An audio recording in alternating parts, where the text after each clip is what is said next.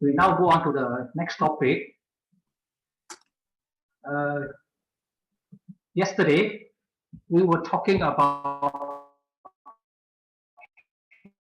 humanistic Buddhism as advocated by Venerable Taishi's point of views on a number of things, in particular on humanistic Buddhism, and also his views on Mahayana and Theravada, his views on the Sangha, his proposals on how to reform Buddhism in China, and so on and so forth.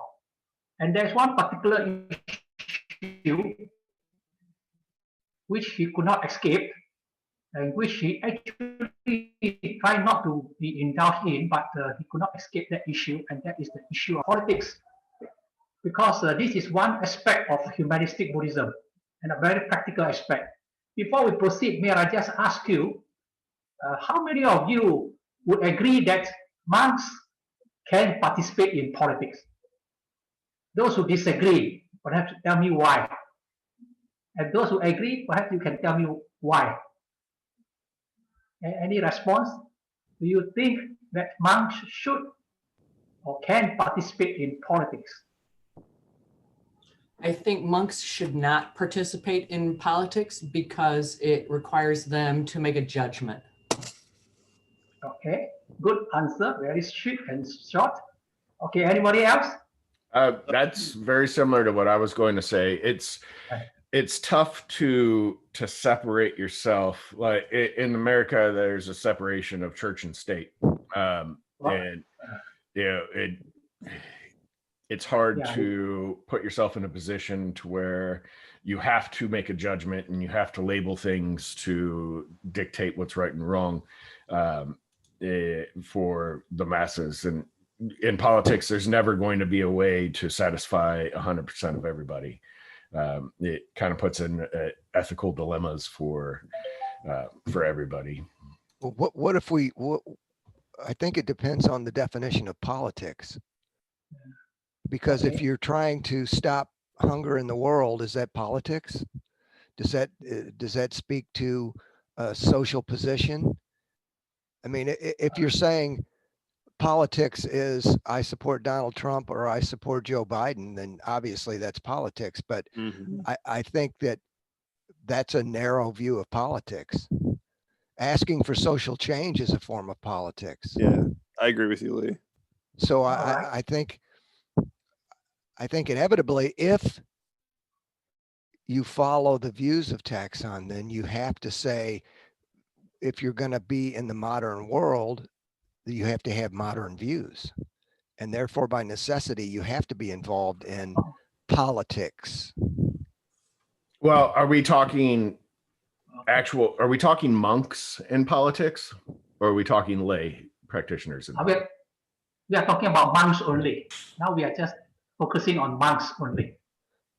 So if you mean monks running for office, then probably not. And why not, Lee? Well, because then that's one side's good, one side's bad. That I think it's what Fran and Kyle, I guess it was Kyle, said, that it's a judgment. You're making a judgment. For example, Master got called for jury duty, and he couldn't make a judgment, so he couldn't serve on a jury, right?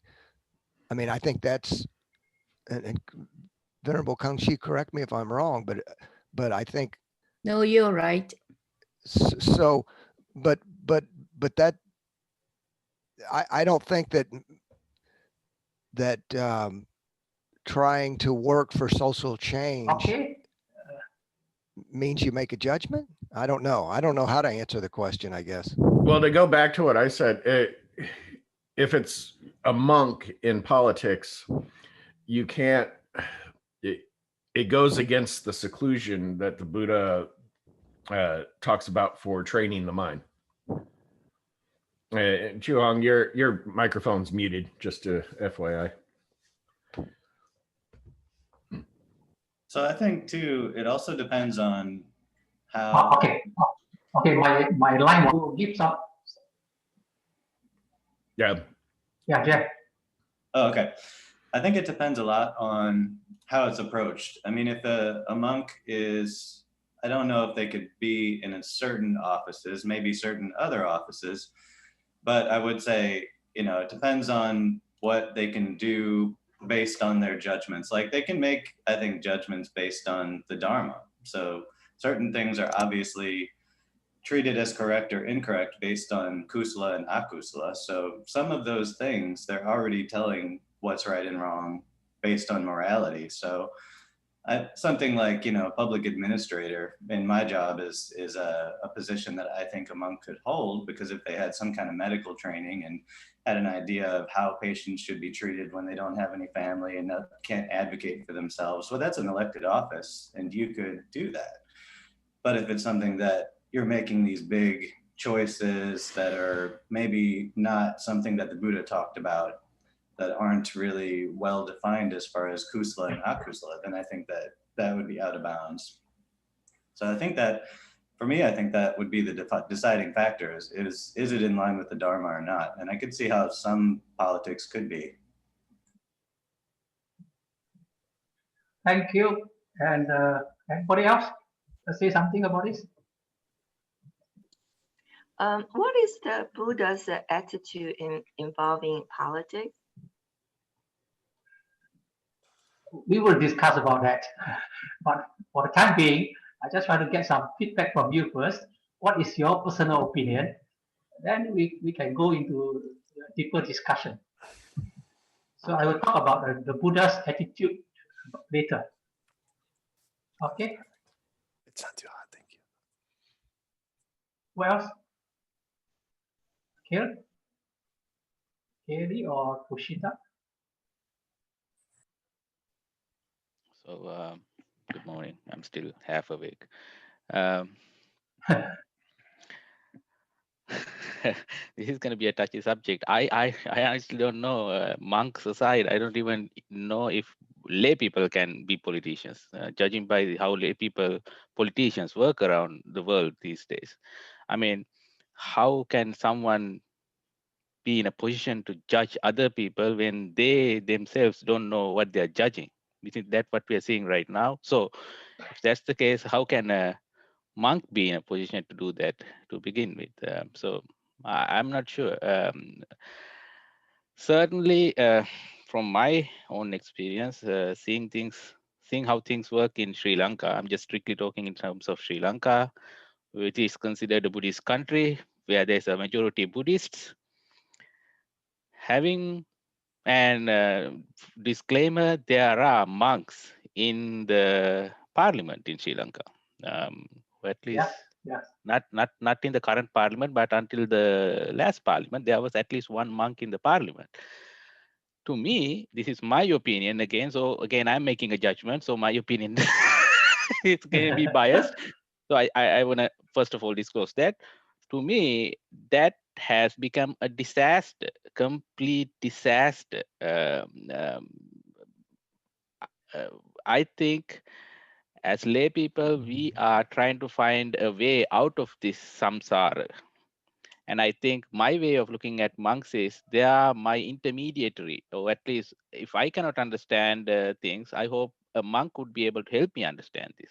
Now, on top of all that, now if monks become politicians, I don't know who to go to help for my spiritual well-being, because now they are doing other stuff. So we could have a whole session on this discussion, especially based on the things I see in Sri Lanka. To me, it's a complete disaster. That's what I've seen at least in Sri Lanka. Okay, just to share with you, in Sri Lanka, before the elections, the previous elections, when Mahinda Rajapaksa was elected president, before the election, the chief high priest of Malaysia, Venerable Dr. K. Sri Ramananda, he visited Sri Lanka. And he was posed this question about monks in politics, because at that time, there was already a political party fielding a few monks to be candidates for the parliamentary seats.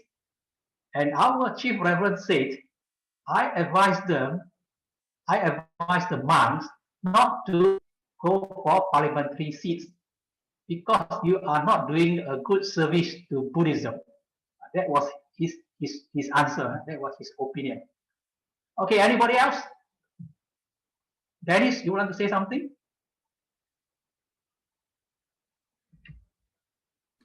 You are muted, sir. Yeah, muted. Okay, I'm talking to myself. I don't think you should be involved in politics, but again, the definition of politics, anytime you have two people, there's politics going on. But to make the whole thing of being elected and having to take stands, maybe not for the good of the whole, I think is a problem. But overall, I don't think it's a good mix. Yeah. So, okay, thank you very much for your feedback. At least I like to gauge, what normally people think about monks in politics before we begin this lecture. Now, this lecture here, sorry, this lecture here,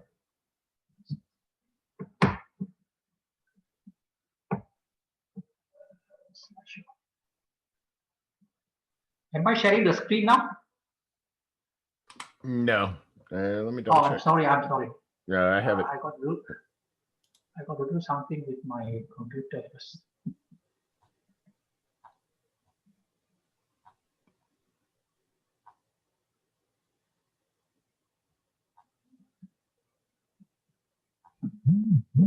Okay, let me share screen first.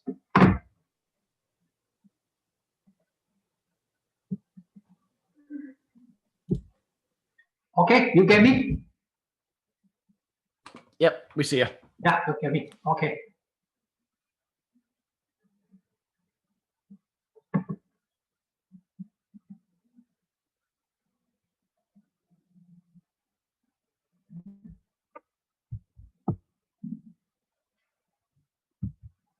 So we are going to talk about monks in politics. We are going to talk about monks in politics. Because humanistic Buddhism, as advocated by Venerable Taishi and many other advocates of humanistic Buddhism, we should be concerned with the worldly life, and we cannot deny the fact that politics is part and parcel of the holy life. Part and parcel of the worldly life. Therefore, if we want to be concerned with the worldly life, we can't escape from getting concerned with the politics. And we also cannot deny the fact that politics today is already an established institution in human society. You like it or not, you can't run away from the political institution that is ruling the country, that is having an effect on our life. They tax you, they sometimes make policies that affect you. You can't run away from those things.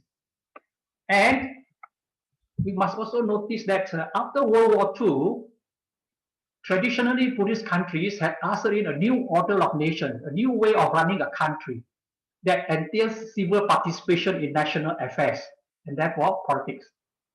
Meaning to say, after the World War II, we have the emergence of new nations.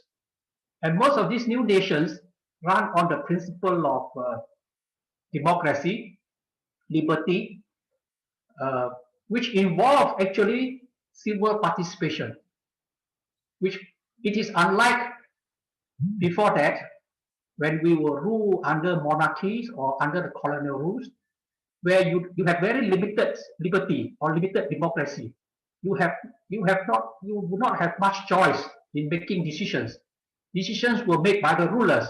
But now with the new nations, for example, in 1911 in China, when the republic was formed, it would be run on the principle of democracy, and therefore every citizen has a right to participate in running the country, which we call it civil participation. The citizens now have to be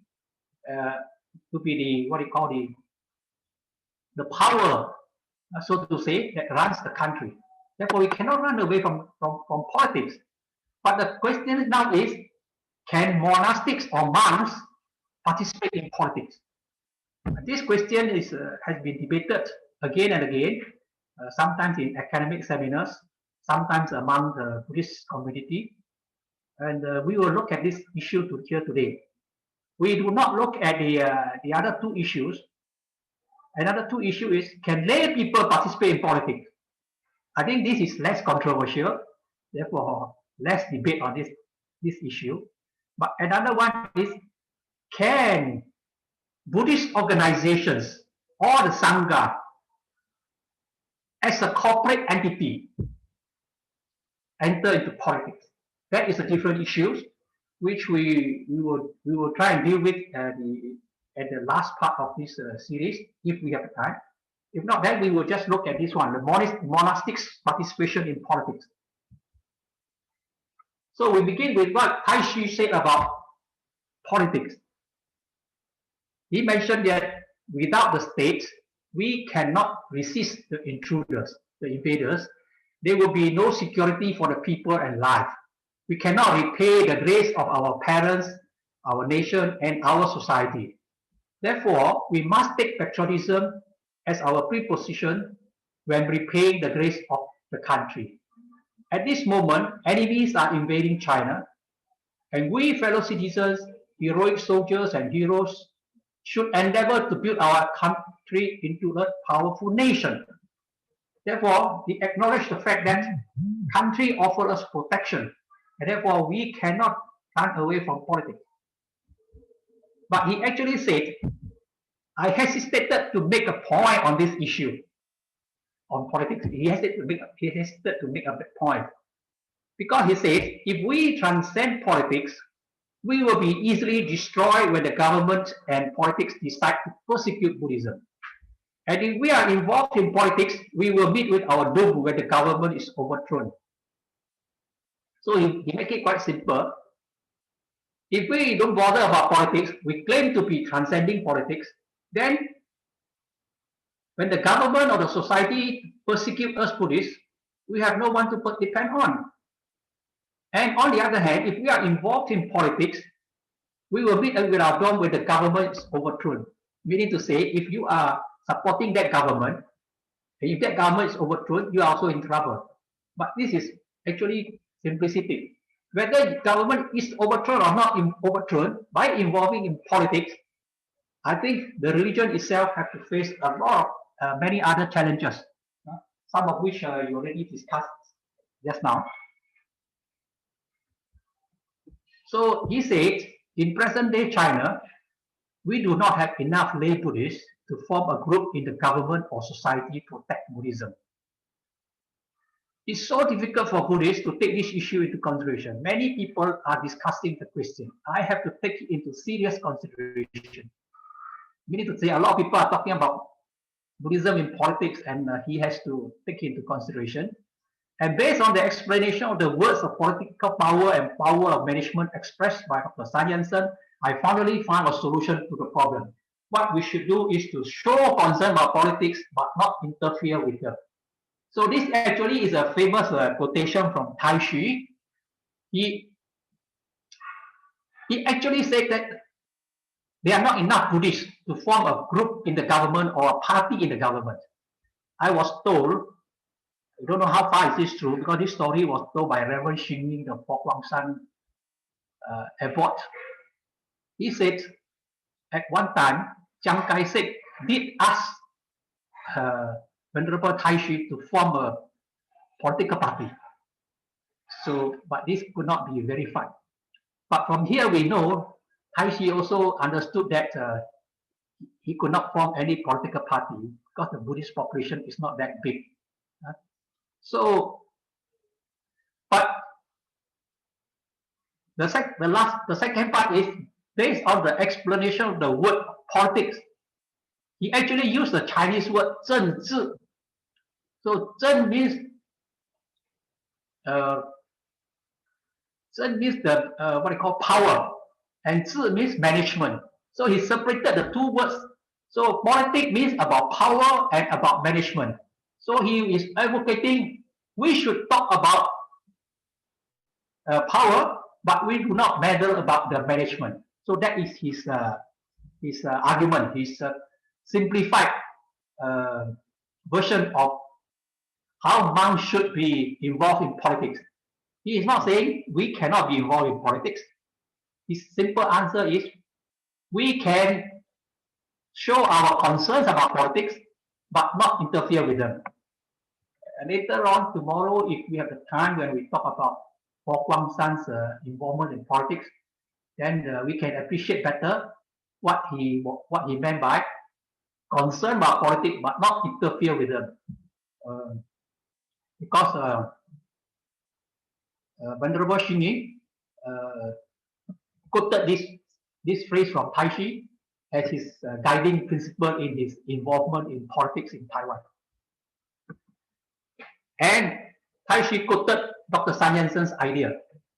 You know, in China, people often have to quote their leaders to support their ideas. So, if now you are in China, you must always quote Xi Jinping to make your point strong. The same thing in China, Tai Shi during his time, he would quote Dr. Sun Yat-sen, being the leader of the revolutionaries. He said, Dr. Sun said, politics is the affairs of the masses. It also refers to the management of the people. Political power implies that people have the right to make laws. The power of management means that government has the power to govern the country and the people. The Sanghas are part of the people, therefore they have to concern themselves with their own affairs. So he is trying to say that actually, with the modern state now, modern state that we are in, we are citizens. And the people are supposed to be the one having the power to manage the countries. The people or the citizens are the one that is supposed to be holding the power to run the countries. And therefore, we as Sangha members, we are also citizens, therefore we should be involved. But this is more interesting now. Being members of the National Congress, the monks discuss the issues of how to eliminate the suffering that the people experience and obtain happiness for the people in the assembly only, and not get involved with the central and local government officers. In other words, they only participate in local elections and run for the post of congressman, but not pursue the office of governor, nor civil or military post. This is a very, the part that I could not appreciate very well what Tai Shi intended, because he is saying you can run for National Congress. The National Congress means like parliament. Means National Congress actually means parliament in China. So he say we can, being monks, we can actually run for office to become members of the National Congress, and that is where we can discuss the issues of how to eliminate the suffering that the people experience and obtain happiness for the people. So we can participate in local elections and run for the post of congressman, but on the other hand, he said, but not to pursue the office of governor, nor civil or military post. That means to say you can be in the parliament, but you cannot become a full-time minister. That is what he was trying to say. You can debate about this. To me, I find it quite, it's quite a controversial proposal, because running for the post of congressman itself is already very actively involved in politics. And and in fact, it is a grasp of power, because the congressman has power.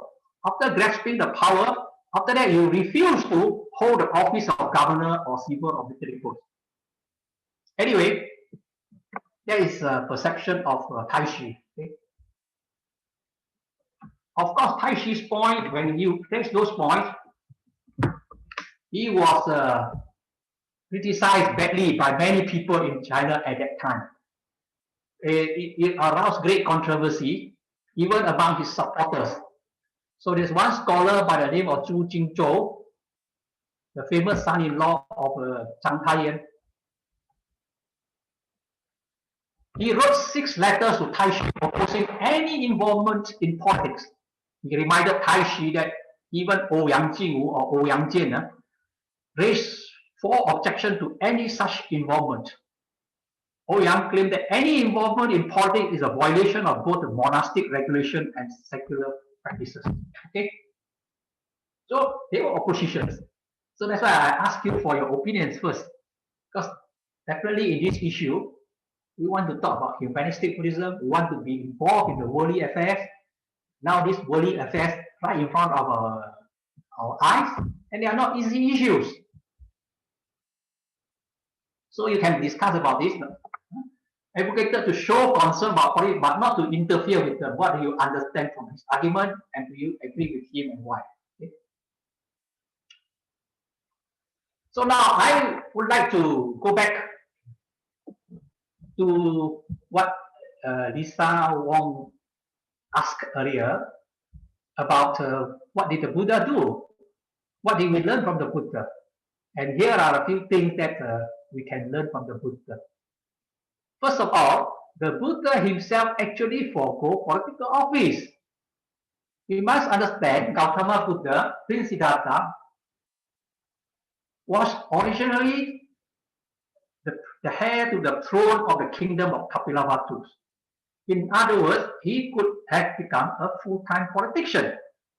However, in order to discover the truth and seek ultimate liberation, he renounced his family and kingdom to live a life of recluse. So now you can understand. Actually, the Buddha already demonstrated to us that by becoming a monk, he renounced his worldly throne to be the king of Kapilavastu. And after the renunciation, before he gained enlightenment, one day the Buddha was walking all the way and he entered into the kingdom of King Bimbisara. And King Bimbisara was watching from his palace this young recluse Siddhartha walking into his kingdom. So he knew that this Siddhartha is the prince of Kapilavastu. So he invited him to the palace. And after inviting him to the palace, King Bimbisara asked him, young man, why do you want to renounce the world? Renunciation is for the old people. Because in Hinduism, a lot of people, the Hindus go through 4 stages of life. And only at the last stage, you can renounce the world and leave your family and go for spiritual practices. So King Bimbisara inquired and told him, young man, why should you do this? Renounce the world so early. You should renounce the world only when you are old. I have a proposal for you. I would like to offer half my kingdom to you. You'll be the king of half of my kingdom. Half of my kingdom is already bigger than the kingdom of Kapilavastu. What a good deal, right? Then the ascetic Gautama said, no, thank you very much for your offer. I would like to go for my spiritual path to gain enlightenment. I'm not interested in becoming the king, to become the king of another kingdom. Then King Bimbisara said, are you worried that you only have the kingdom and no people to run the kingdom? Don't worry, I will give you half of my minister, half of my soldiers, everything half of my country I offer to you. You can take and you run half the country. Again, the ascetic Gautama rejected the offer. No, thank you very much. I would like to go for my spiritual journey. Then thereafter, King Bimbisara said, very well, young man, should you decide to go on, you may go on.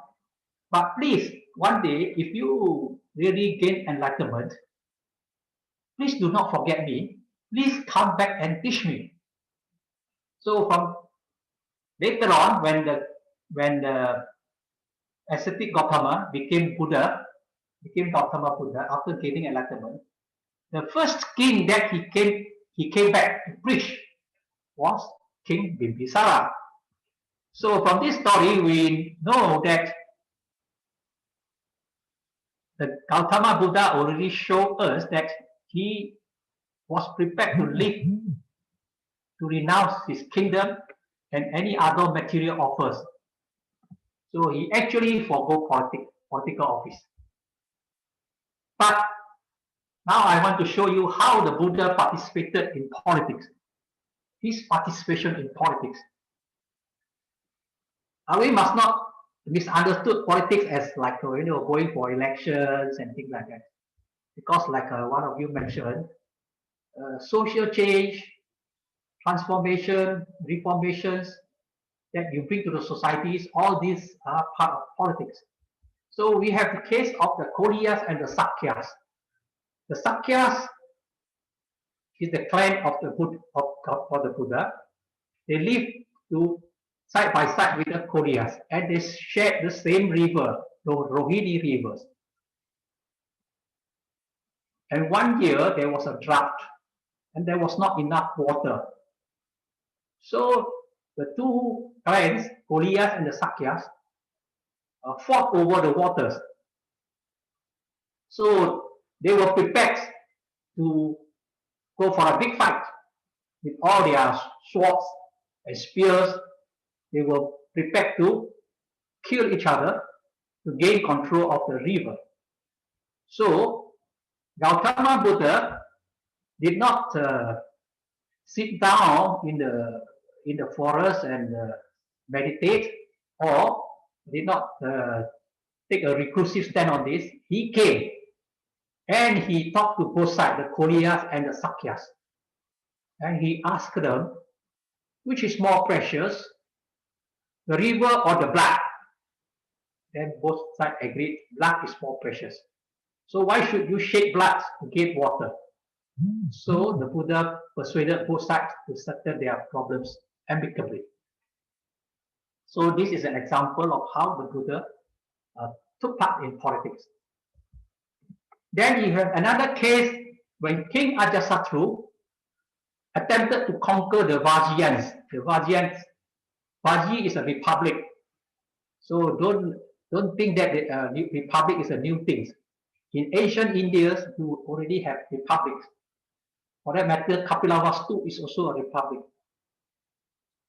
So when King Ajatasattu attempted to conquer the Vajjayas, he thought of getting some ideas from the Buddha or get some blessings from the Buddha. So he sent his minister to go and see the Buddha. So the Buddha knew the intention of the minister, and the Buddha very cleverly, instead of telling the minister to go back and invite King Ajatasattu not to invade the Vajjayan's country, the Buddha started a conversation with Ananda, his close attendant. The Buddha asked Ananda, the Vajjayan peoples, today they practice the 7 principles of non-regressions. I'll show you that later. Then the Ananda say, yes, they practice this, they practice all these 7 things. Then the Buddha said, for those people who practice all these 7 principles, they are very strong and not easily destroyed. So indirectly, the Buddha passed the message to that minister, and that minister carried the message back to King Ajatasattu, and then therefore King Ajatasattu stopped the idea of conquering the Vajjayans. So this is another case of how the Buddha participated in politics. Then you have another case, the Buddha, King Validabu, and the Sakyas. It's a long story. The Sakyas, the King Validabu,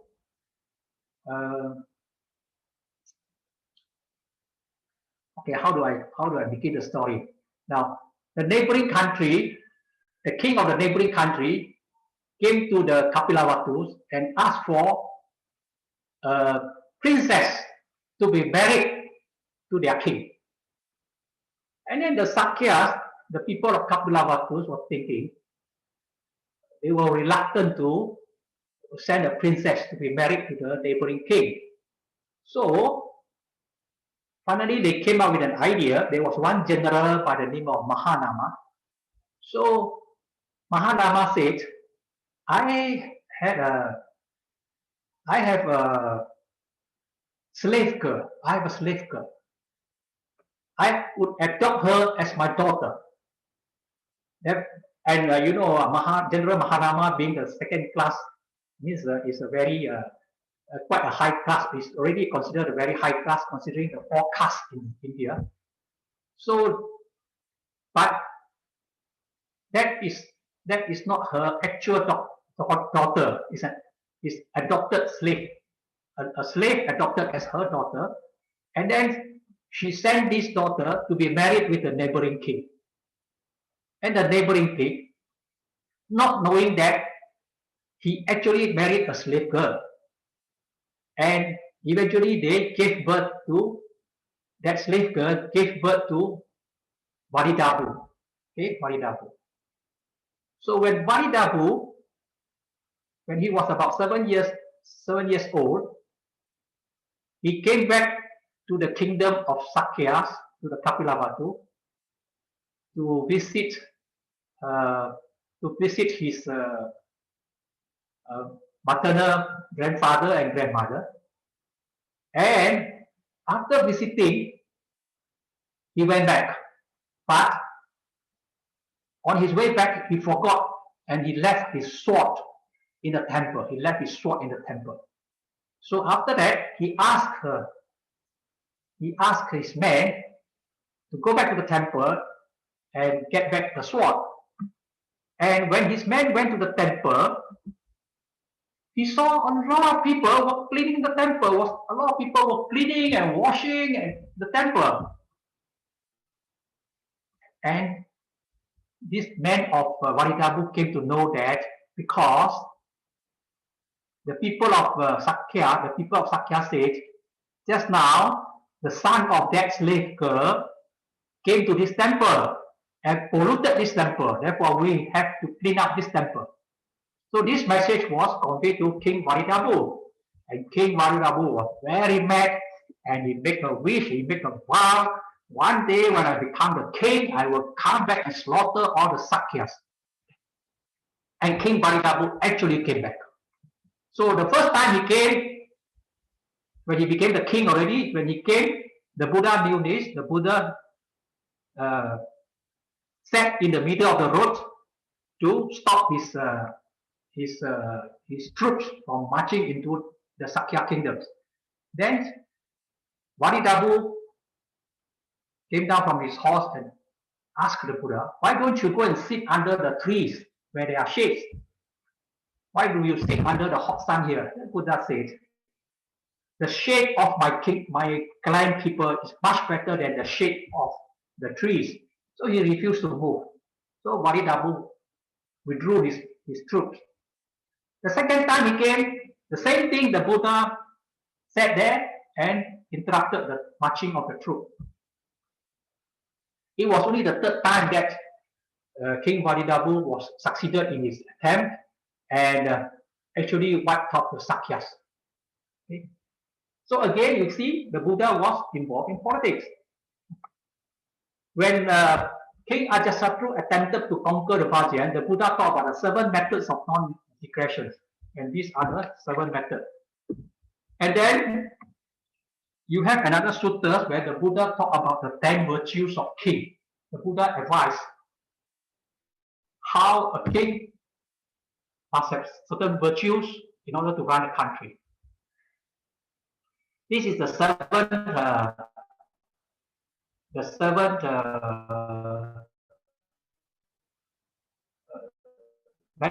methods of non-regression, and these are the 10 virtues of king.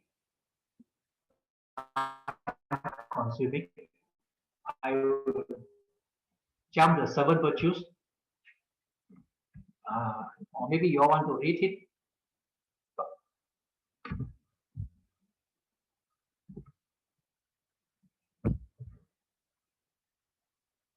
Anyway, these are just the advice. The Buddha advised about how to run a republic. Assemble regularly and frequently consultations today's parliamentary way of doing things, discuss things, okay? And then assemble unanimously, rise unanimously, and carry out their duties unanimously. That means discipline.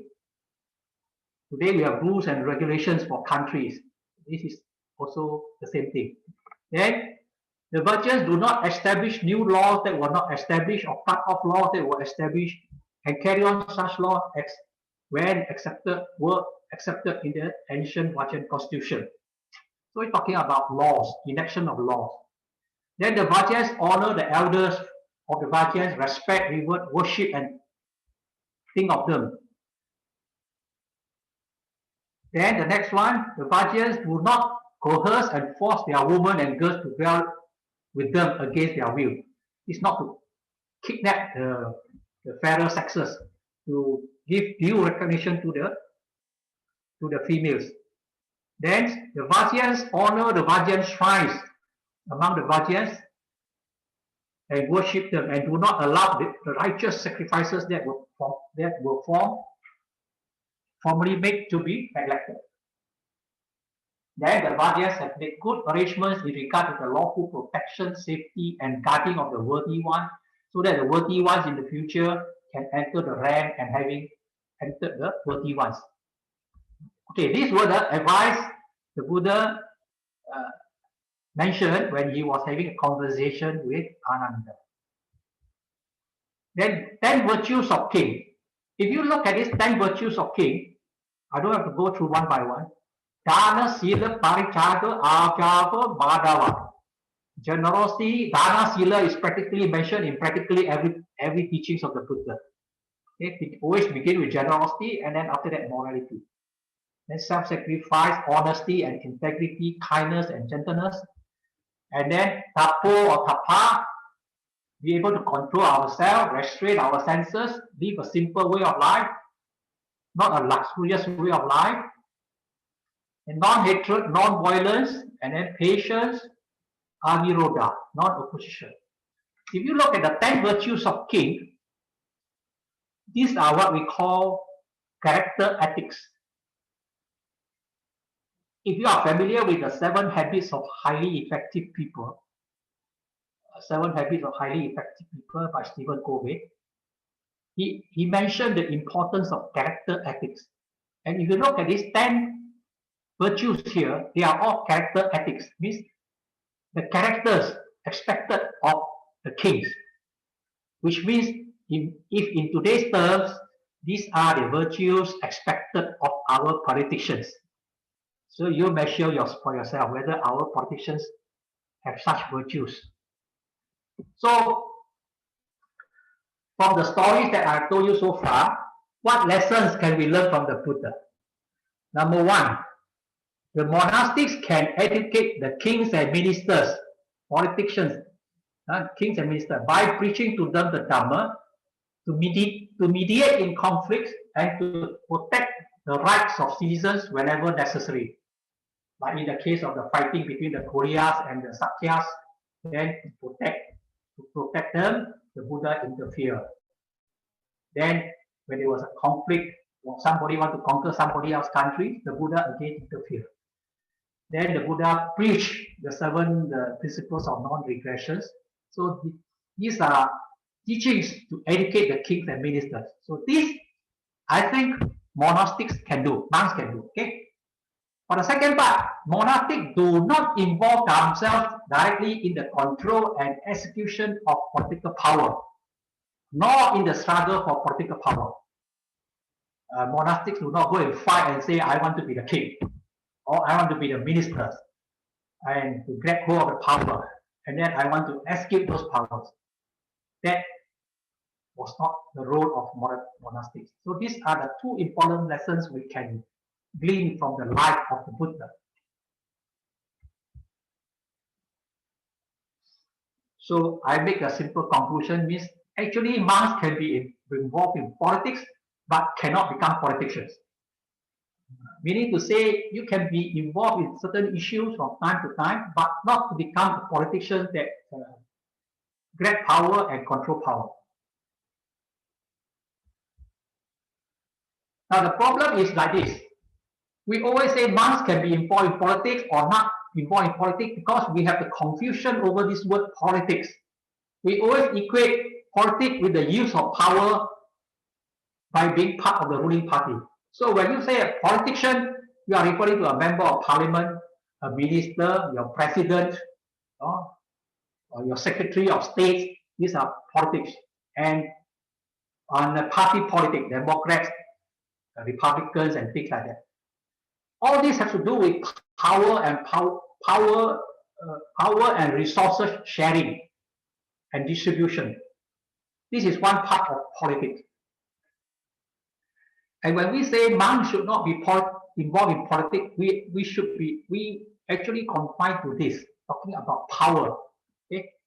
But there is another part of politics. It's the exercising of rights of a citizen in a civil society as provided for under the constitution of the state and be involved in the decision making of public policies. So suppose the government wants to pass a bill or law to forbid, say, sale of alcohol after certain time or to certain people. That is a public policy. Or the government might pass a law that says only after 21 years old you can vote. Or women can vote, men can vote, but women cannot vote. So all these are public policies. And this kind of public policies actually is to be determined by the citizen as a member of the civil society, not by the politicians.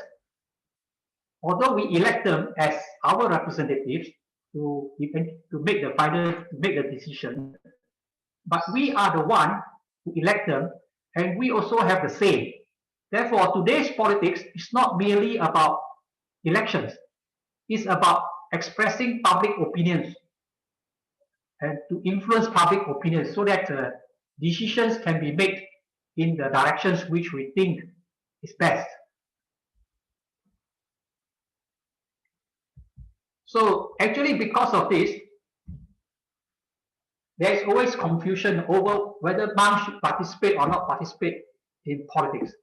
When I was interviewed by a newspaper, I gave them my ideas, like what I have explained earlier. And then the headline came up. In one newspaper, it says, says monks should not participate in politics. Okay? In another newspaper, same content, but the title is says monks should participate in politics. So, because of the definition of politics, they come up with two different headings, but talking about the same content.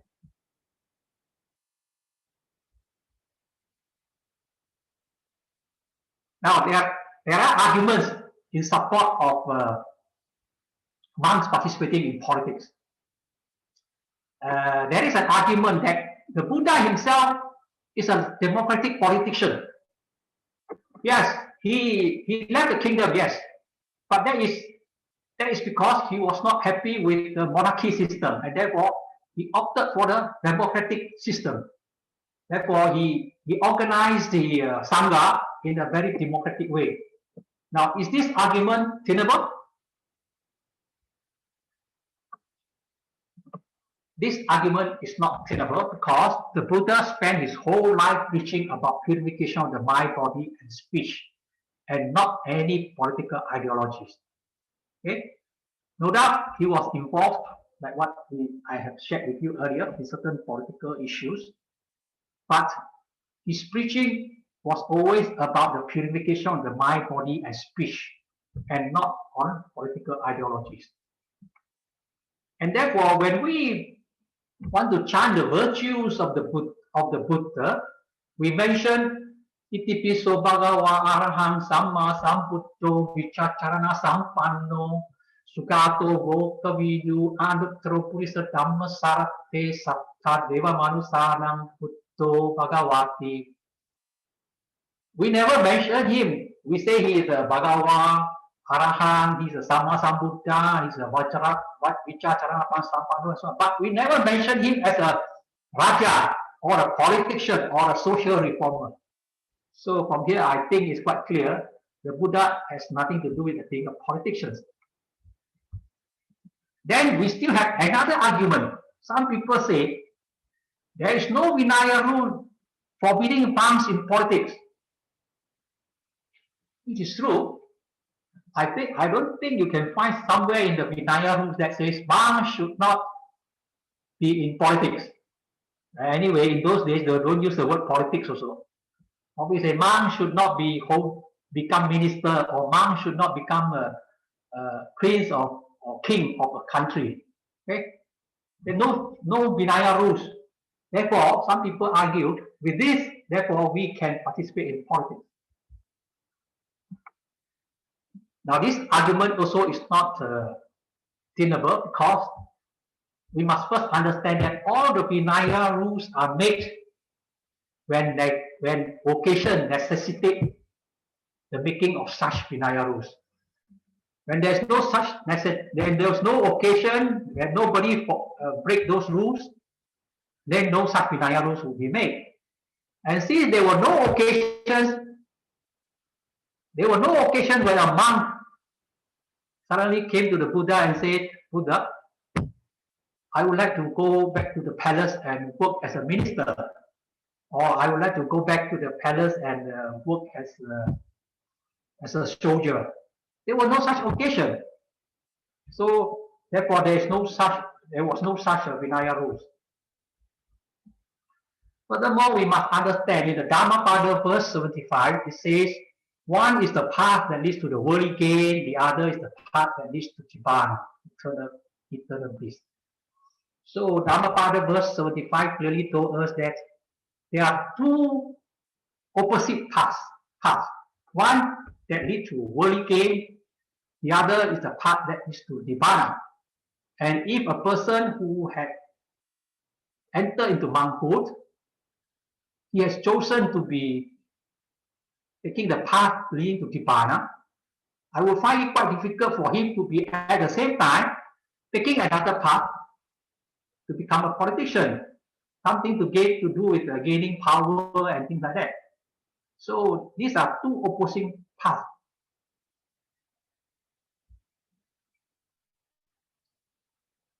Another thing we must understand is holding political office while being a monk is like having two professions at one go, you know, and which will be quite difficult. Today we acknowledge that to be a monk is to be a professional. Monkhood is also a professional. You are a full-time monk, and then to be a politician, holding office is also a full-time job. So for a person to hold two full-time jobs, I think it will be quite challenging. So I don't think it's an advisable thing to do that. Okay, another argument.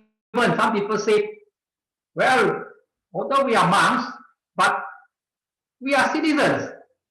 And being citizens, we have the right to be politicians. Okay? Now, this argument is based purely on today's nation state talking about the rights of citizens, not about the teachings of the Buddha. Okay? Even then, in the modern state, judges, senior government officers, and rulers are also citizens, but they are not allowed to contest in elections. So monks should realize their role. If they want to contest elections, then they will be judged. So it's not about citizenship rights. Can you imagine if a judge were to sit for elections? How will you perceive him? But there's still another argument in support of monks can become lecturers, professors, chaplains. Why can't they be politicians? This is another argument that some scholars put forth. Today we know many monks and nuns are professional professors and lecturers in the universities. So if they can be lecturers, professionals, professors, why can't be politicians? So my answer is like this. Whereas lecturers, professors, chaplains, and so on, they are by nature not so divisive. Not so divisive. But today's politics is divisive. Today's politics is divisive. Any issues that you take up, you can't expect 100% support. Not even 80% support. Most probably you get about 60% support. Another 40% will be against you. And when this is exploited, it becomes worse and worse. Party politics is today very expensive. So you look at what the founder of USA said, George Washington. President George Washington himself believed that unity and not division was necessary for a democratic republic to survive. He believed that political parties would destroy the young United States. Actually, George Washington drafted the Constitution for the United States, but not with the intention of having different parties. Okay? When you have two different parties, now today you have Republican and Democrats, Washington feared it would foster a spirit of revenge and the rise of cunning, ambitious, and unprincipled men who serve for themselves the reins of governments, destroying afterwards the very engine which have lifted them to unjust dominion. So today's democratic politics is very divisive in nature. Then the question is, what's wrong with that? If it is divisive in nature, let's face it and solve it. But then if that is the case, then who to play the middle role in a society? I think we need monks to play the unity role, to be the middle ground. And if monks choose not to play this unity role, to be the middle ground, but to take part in partisan politics, then we have no recourse to rectify any situations that lead to disunity. So my argument is monks can become lecturers or professors, but to become politicians is a different story. So actually you can learn a little bit from the Catholic Church in Philippines. The Catholic Church in Philippines, before they overthrown Marcos, they were very outspoken on many issues, fighting for the poor people in Philippines. So the church enjoyed a lot of support from the people. But the church never took sides, never supported any side. It was only when Marcos was put in the aeroplane to fly to USA that the church came out and said, go to hell with Marcos. Now we need a new government. So I think in a way, the church was very clever. All the while, it played the middle ground to try to unite the people of the Philippines. Another thing is, once monks become politicians, there's a tendency to misuse for the misuse of religious labor and the split even among believers of the same faith. So if one group of monks came out and formed a political party and said that, okay, we represent Buddhism, another group can come out and say, we form another party, we also represent Buddhism. Now the publics are perplexed. Both are Buddhists. Both also claim to be people of kind-hearted, full of compassion and wisdom and things like that. But now we have two opposing groups. So this kind of misuse of religious labor actually would cause a lot of damage to the religion itself. I share with you in my country, Malaysia, the majority are Muslim. We have 64% Muslims. So we also have a Muslim party. The name of the party is a Muslim party. A Muslim party that went to the extent of saying that the other party, also Muslim, they were not true believers. They were labeled as insiders. And to the extent that when they went to the mosque, this group of people went to that mosque, the other groups wouldn't join them. And was still later, even in marriage parties, one group would come, then solemnized by one religious teacher.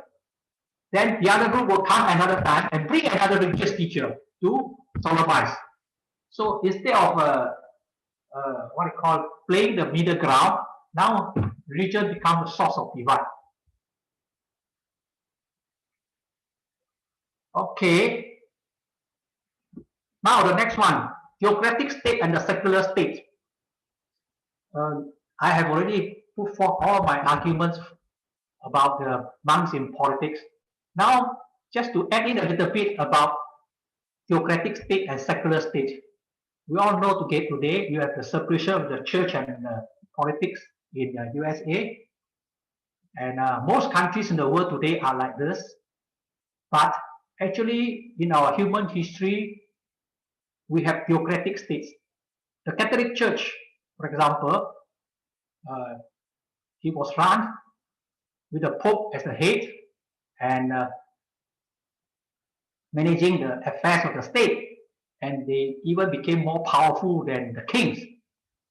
And the same thing for the Muslim world. During the time of Prophet Muhammad, he ruled the country. He was a ruler as well as a religious head, plus army general and so on and so forth. So many things in one capacity. And after his death, you have the caliphate, and later on we have the Ottoman Empire, also supposedly a theocratic state. And all these states have fallen apart by now. Until recently, you have another one emerging in Iran, another theocratic state where the head is supposed to be a ulama or religious teacher, and so on and so forth. So there are actually many efforts now in many countries where religious people try to gain back their glorious day of running the country, of being politicians to run the countries. So the efforts made was such that if you are a secular state, that secular state is not a holy state. It's not run according to my religious teachings, and they would be criticized. So this is the problem with the world today, where there are many people in many parts of the world now trying to go back to the theocratic state. Although most of the countries today are actually secular states. But the history of Buddhism is very much different, because Buddhism, we do not run theocratic state except in Tibet, with a rare exception in Tibet. And for this reason, when the Buddhist monks lost their role, their traditional roles in the new emerging nation state, the Buddhist monks actually adapted much better. Not much complaint or big fight. But whereas in the other theocratic states, they always ended up with a lot of violence.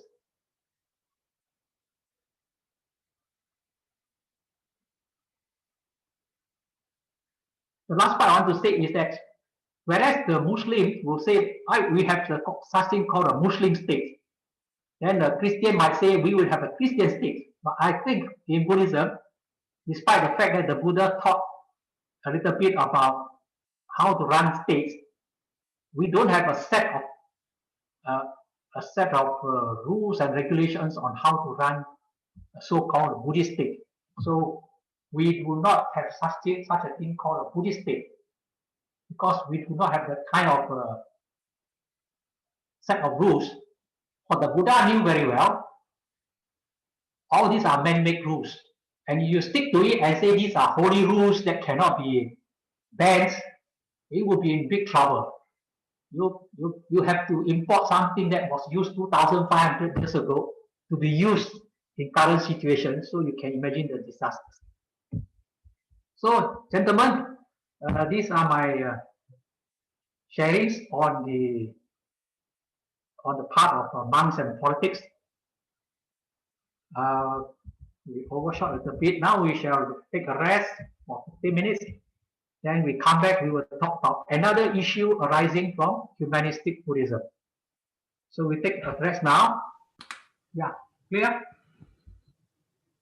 Yeah, I think we're ready to go. Okay. Yeah, just now we were talking about politics, monks and politics. And before that, we had a brief discussion. And after listening to my presentation, do you have further comments on the monks and politics? Do you have any further comments on monks and politics before we proceed to the next chapter? Okay, no? No, I don't think so. Not think so? Okay. No, nobody's speaking up at least. Okay, then we will proceed now to the next thing that we want to talk about lay Buddhism.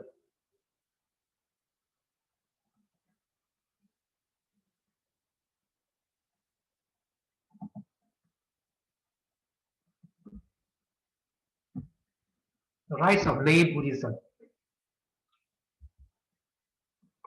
Now, an important ramification of humanistic Buddhism is the advent of lay Buddhism. And this chapter, we will be talking about the advent of lay Buddhism. In the next chapter, we will talk about lay Buddhism in general. So this one, we're talking about more about the lay Buddhism that emerged in China, especially after the establishment of the Chinese Inner Study College. Okay. Now we notice that with the rise of lay Buddhism, humanistic Buddhism, there is also a concomitant rise of lay Buddhist scholars and leaders. So you have personalities like Yang Renshan or Yang Wenhui, which we discussed in chapter 5. He established the Qihang Lodge. He established the Jingling Sutra Publishing House, and then later the Qihang Lodge or Qihang Monastery, and then later the Chinese Inner Study College. And Yang Renshan was acknowledged as one of the pioneers in the revival of Chinese Buddhism. Then Yang Renshan's one of his followers, Ao Yangjian, whom we are going to talk about today, because he is the one who was most responsible for bringing about lay Buddhism. Then there were many other scholars like Liang Qizhao and Tang Yitong. All these were prominent lay Buddhist scholars that emerged during the Republic period. Then actually the reasons for their appearance was mainly to use Buddhism to save the world. All these scholars believe that Buddhism is the way to solve the many issues confronting the world at that time, especially the impending, the immediate First World War and the impending Second World War. So they believe that Buddhism is the way up. Buddhism is the one that can offer the solutions, and also was to respond to the rapidly deteriorating China. China was facing a lot of problems politically, economically, culturally, and so on. And all these scholars like Yang Renshan or Yang Jian, Lin Qizhao, all think that Buddhism would be able to do something, to offer something. And because of that, we have many lay Buddhist groups that appear in China. The first one in Shanghai in 1920. That's 1920. Then saw to 195 later, and even spread to Taiwan, Hong Kong, Singapore, Malaysia, even Germany and UK. Once when I was in Japan, Kitakyushu, I also saw a Buddhist institution, a Buddhist building, where the name is written there, Ji Si Ling, because Japanese kanji, I could read. So it means the lay Buddhist group. And then a few years back, when I was in Jeju Island in Korea, I also saw a building with the label Ji Si Ling. Ancient Korean also use kanji, so you can also read Koreans. So we notice the immense impact of lay Buddhist organizations, mostly named as lay Buddhist groups, that sprang up since the 1920s. And this is a very unique phenomenon, because before that, we hardly see any lay Buddhist organizations. It was always temples, and temples always run by monks. These monks took the lead. But now we witnessed lay Buddhist groups that sprang up everywhere. And this one, to some extent, there was tension between the lay groups and the temples run by monks. So now you have lay Buddhist organizations and you have temples run by monks. A new phenomenon emerged now. And lay groups also need to raise money to run their places. So they also compete now for resources and influences. So this is a phenomenon that even myself in Malaysia also face such problems, especially in the past, when sometimes we receive complaints from certain monks that why are you lay Buddhist organizations involved in running certain rituals, for example, Fahui, certain ceremonies. You lay Buddhists should not be involved in such things. Even though those Fahui or Dharma assembly were led by monks, even though organized by lay Buddhist organizations. But lay Buddhists, particularly in Malaysia, I do not know elsewhere in Malaysia, lay Buddhists would not dare to conduct a Dharma assembly chanting, things like that by himself in a layman's attire. They would invite monks to conduct. But even then, we receive some feedback that this should not be the way.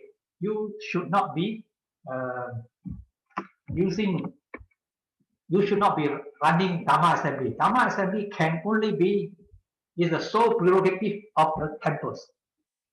And for that matter, even names, lay Buddhist organizations, for example, you may put your organization as say New York Buddhist Association, but your president may be a layman, your vice president may be a layman, your treasurer may be a layman, and that also attracted objections from certain monks.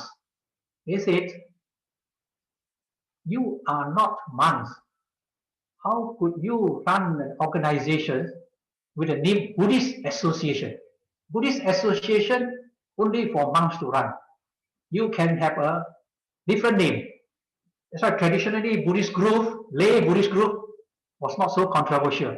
But later times when we use the name Buddhist Association or Buddhist Society, it did attract some objection, because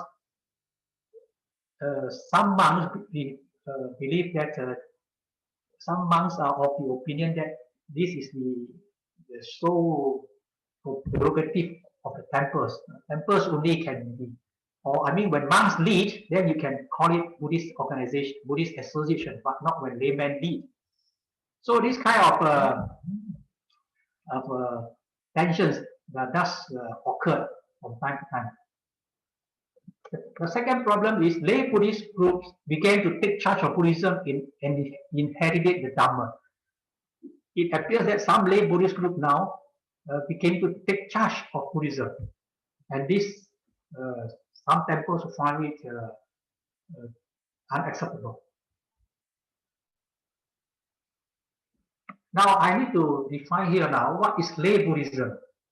As opposed to monastic Buddhism, lay Buddhism refers to the Buddhism organized, promoted, and led by lay Buddhists or lay Buddhist organizations.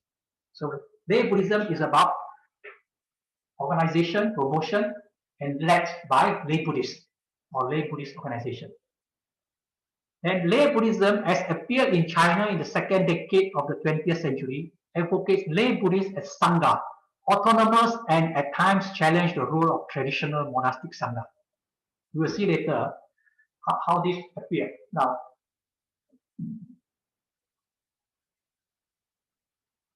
in the second decade of the 20th century, some people actually advocated that lay Buddhists are Sangha and therefore can take charge of the Buddhism. So this actually challenged the role of traditional monastic Sangha. This is the idea of lay Buddhism.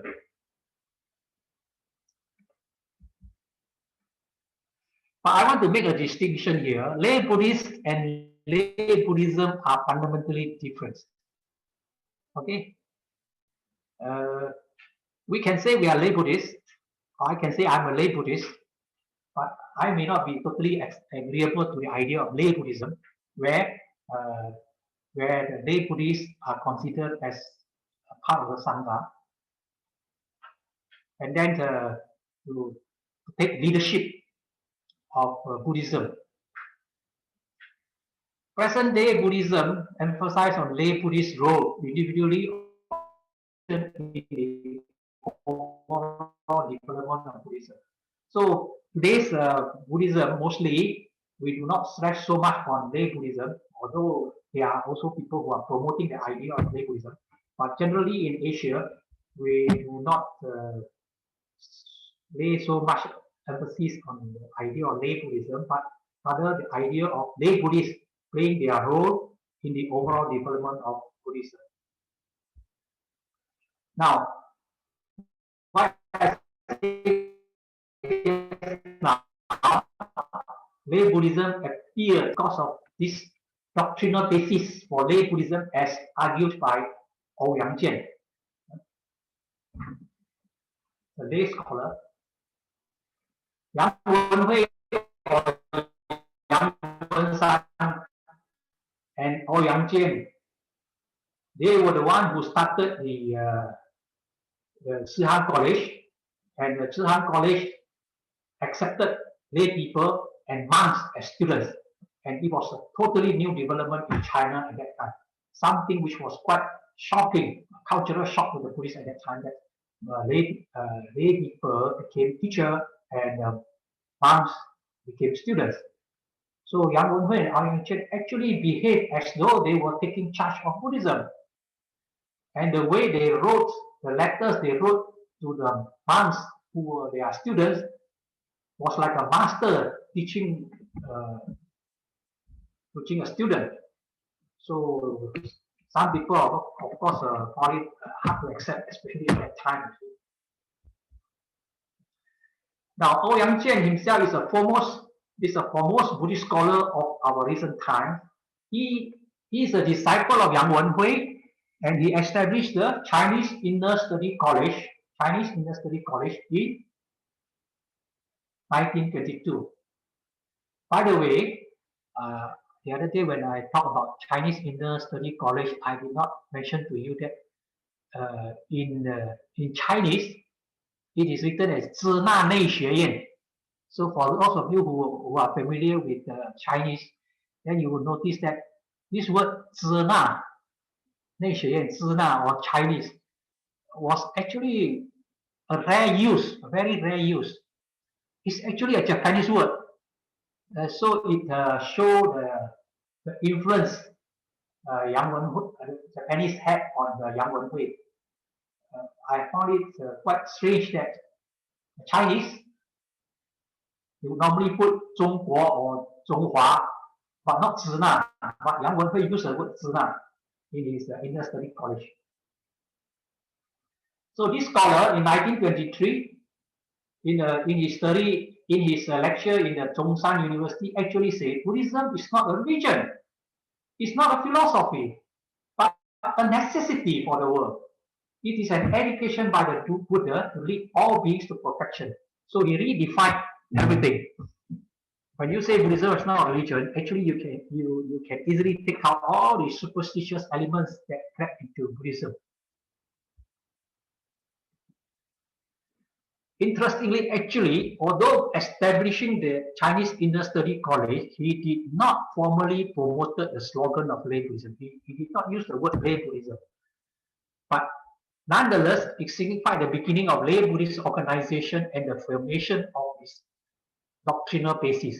So because of him, the doctrinal basis, the doctrinal arguments for lay Buddhism appeared, and the lay Buddhist groups appeared, and so this lay Buddhism became more and more well known.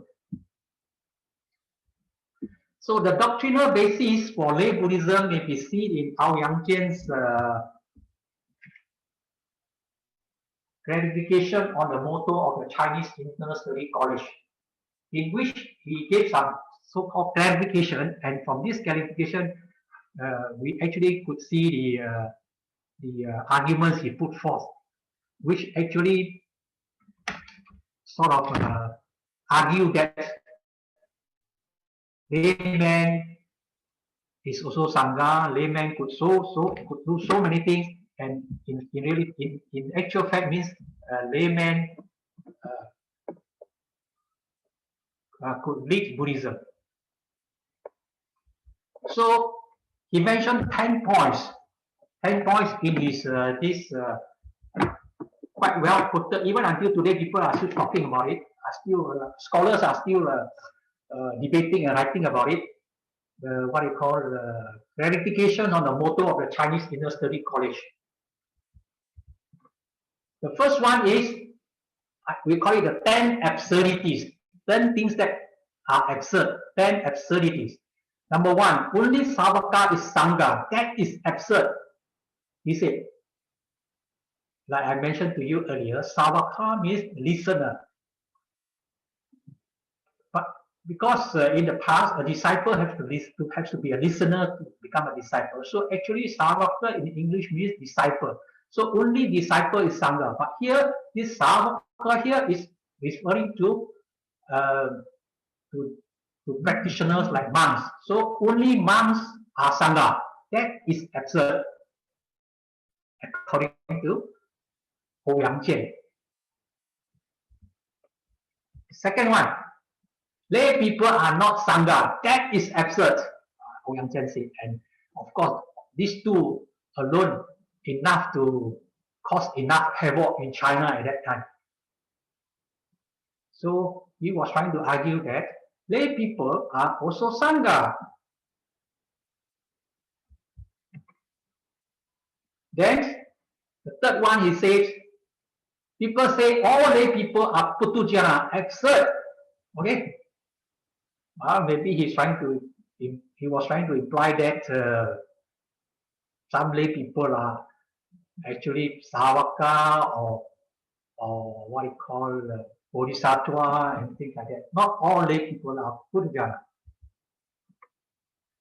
Next, he says, lay Buddhists are not fields of merit. Absurd. You know, in China, we always say, when we chant the virtues of the Sangha, we always say in an incomparable field of merit. Okay? So, to him, there is an absurdity to say that lay Buddhists are not field of merits. Only in China, traditionally, the field of merits refers to the Sangha members. So if you offer dana or food or materials or food or medicine or transport or whatever to monks, that is a form of merits.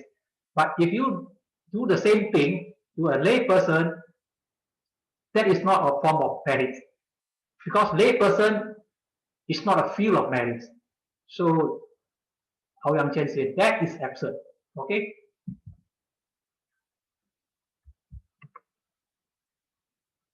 Then another problem. No teacher among lay people.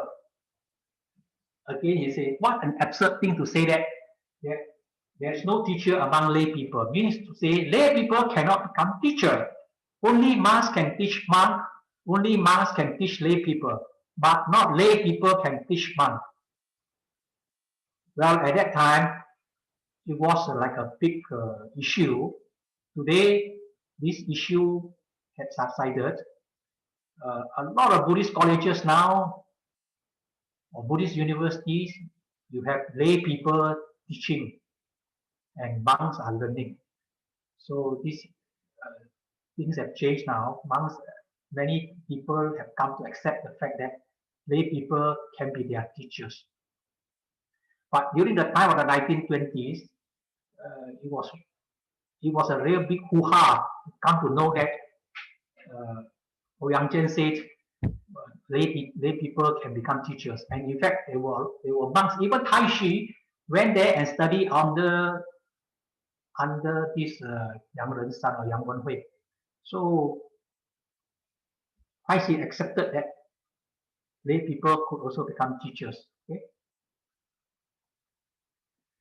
Today, not only lay teachers become teacher. We also notice that in the universities, especially in Taiwan, a lot of the teachers are actually ladies, and I think it was something quite strange in the olden days for ladies, especially lady teachers, lady laymen to become teachers. But now it is no more a strange thing. The next thing he said, number 6, not right for lay people to preach Dhamma. That is absurd. So at that time, the old school, many were condemning that if we allow lay people to preach the Dhamma, that would be the beginning of the end of Buddhism.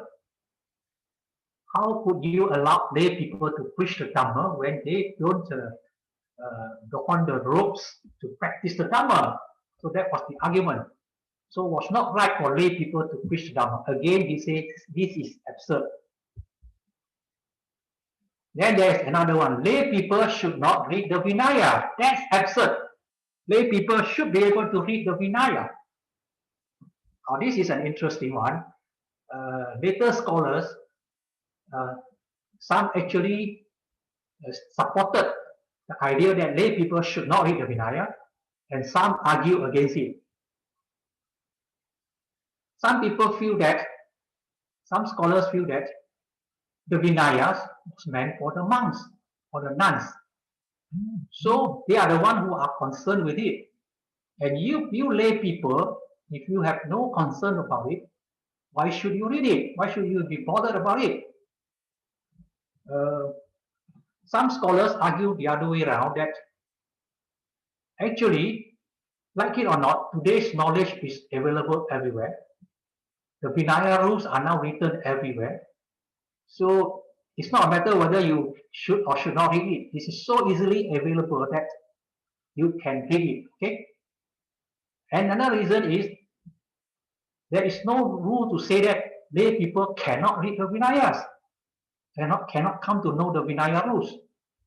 So why should it be forbidden for lay people to read the Vinaya rules? So this, until today, all these 10 rules are still being debated by scholars. Okay? Then the next one is, monks should not learn from lay people. Oh, another one. Again, he said this is absurd. Why can't monks learn from lay people?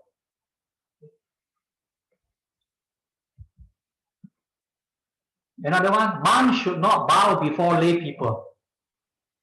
That is absurd, because you know, in the Chinese Inner Study College, if you are a student and the layman is a teacher, then the student have to pay respect to the teacher. So the monk ended up having to bow to the lay teacher. So Ouyang Chen wanted to advocate that monks monks, especially students, can bow before lay people. Well, but I think generally in Asia today, many people would find it quite unacceptable for monk to bow down to lay people, or monk to pay respect to lay people. I have actually not seen where monks bow before lay people. But when we conducted classes, then the monks pay respect in the usual manner of showing the hand respect. That would be normal. But I have not seen actually any monk bow to before lay people. And then the 10th one is monks and lay people should not mingle or sit together. This one is actually like protocol. In the protocol, in the sitting protocol. In the sitting protocol, all the monks should be on one side, all the lay people on the one side. They cannot put together. If you put together, the senior must be one side. I mean, the monks must be more senior, regardless of age or whatever. Since they are monks, they must be more senior. Lay people must be more junior. So that was how it was arranged. And because of these arguments that he put forth, it stirred up a lot of arguments during this time and even until today. Well, he provided a lot of good materials for scholars and researchers to keep them busy even until today. So, who was against lay Buddhism as propounded by Ouyang Chen? None other than the Venerable Taishi himself. We can consider Venerable Taishi and Ouyang Chen as like a classmate. Okay? They were more or less the same time. And Taishi also learned from Yang Renshan, and Ouyang Chen also learned from Yang Renshan. So they learned from the same master at one time. So Taishi was very progressive in his mind. He wanted lay people to be organized. He actually advocated that lay Buddhists must be organized in such a way that they can help to promote Buddhism, but not the way that Ouyang argued, that the lay people can have such a standing in the Buddhist community, that they actually like, equal or not, at least on equal par with monks. That Taishi could not tolerate, so he also was against it. Taishi reiterated the importance of Tibetan in Buddhism and the advantages of having monks to promote Buddhism. You need monks to promote Buddhism.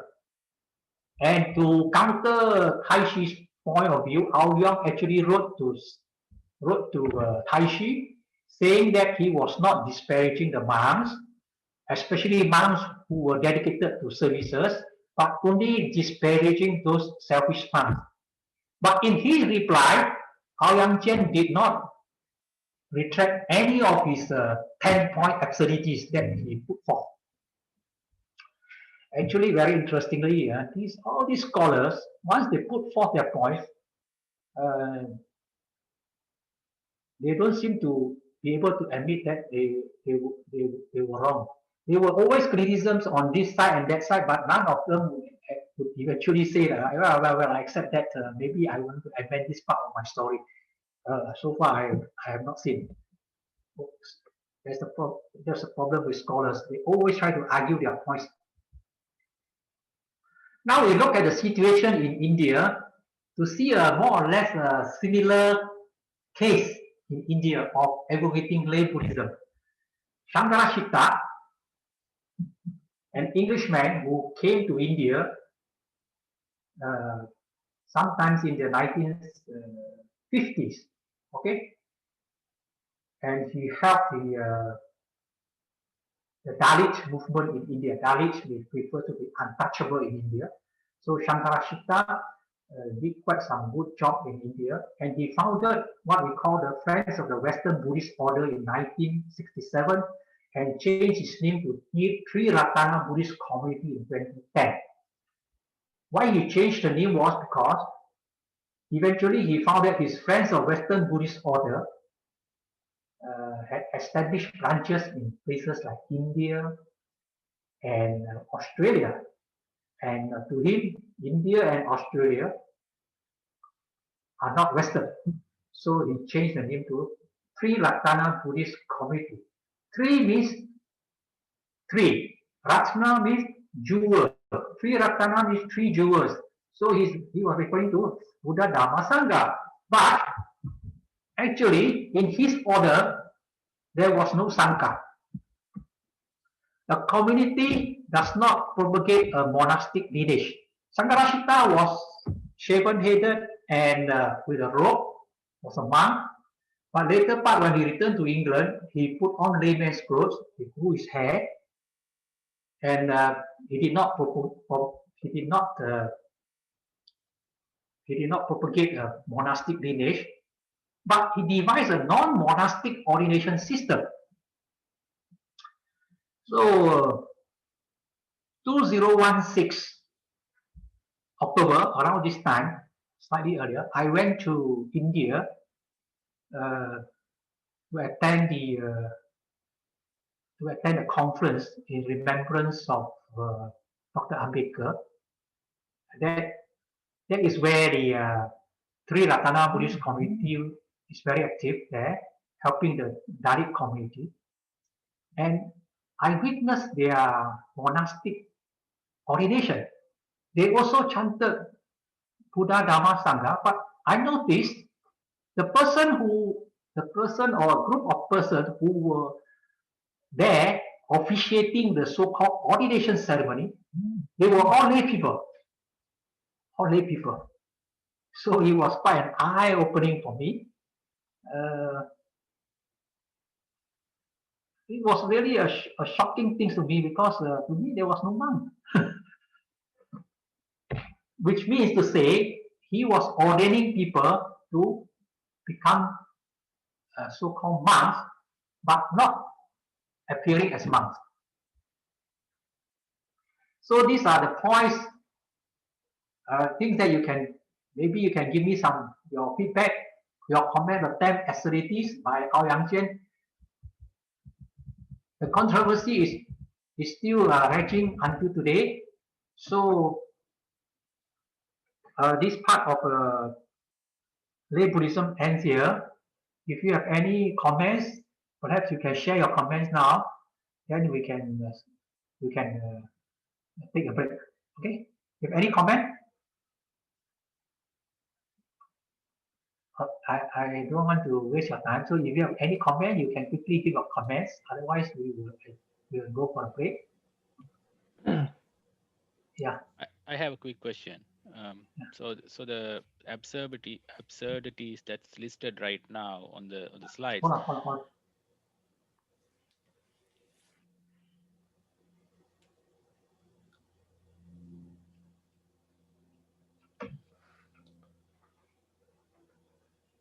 Okay, go on, wait. So the slides that's listed right now, are these the teachings by this venerable, or are these things he's against? I wasn't sure. I wasn't clear about it. So are these These are the teachings mentioned by Ao Yang Jian, the layperson. I see. Okay, the layperson, and he was saying, people say Savaka is Sangha. Lay people are not Sangha. These are absurd.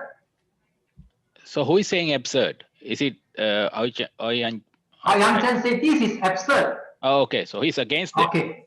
Yes, he's against these ideas. Okay. So whose ideas are these? So these were the practices in China at that time. I see. So he was condemning this kind of practices. In China at that time, people believe that lay people are not Sangha. Lay people are ordinary people. Lay people are not fields of merit. Lay people cannot become teachers. And Ao Yang says all these are rubbish. All these are absurd. And he used very strong words. When you use the word absurd, then of course all the other side will start fighting back. See? Including right. Reverend Kaishi, his own classmate. So this is kind of interesting, because if this is what was the practice at the time, this is sort of like the Brahminical society the Buddha was against. This is like the only way to salvation is through, I guess, some select group of monks. The lay people cannot be part of that group, it seems. So that's what I think he's fighting against. Am I right in that observation? Yeah.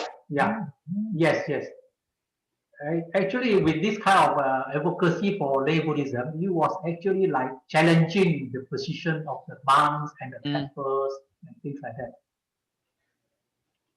But I'm surprised that you find that this is like Brahmanism. Isn't it? I mean, that's the way I look at it, right? I mean, Buddha always preached, or at least the Buddhism I've read, he did not want to be anyone. He didn't want to be the intermediary between someone and his salvation. He just said, here's what I understand, you go and find out. You don't have to go through monks, you don't have to go through books, but you yourself needs to understand how to salvage, how to find the salvation, how to find nibbana. So it seems like at the time in China, for some reason, it got turned around. It appears that there was a power struggle. This looks to me like a power struggle. Someone was trying to control the lay community. Yeah. But when he said, when he advocated like this, he was trying to say that lay people are also Sangha. And this was really a big shock to the Buddhist community, and even to many other people. So this one is something that we will explore further in the next chapter. Whether lay Buddhists, how do we look at it? Whether lay Buddhists are Sangha or not Sangha. And this, like I say, until today, almost 100 years now, people are still debating and talking about this topic.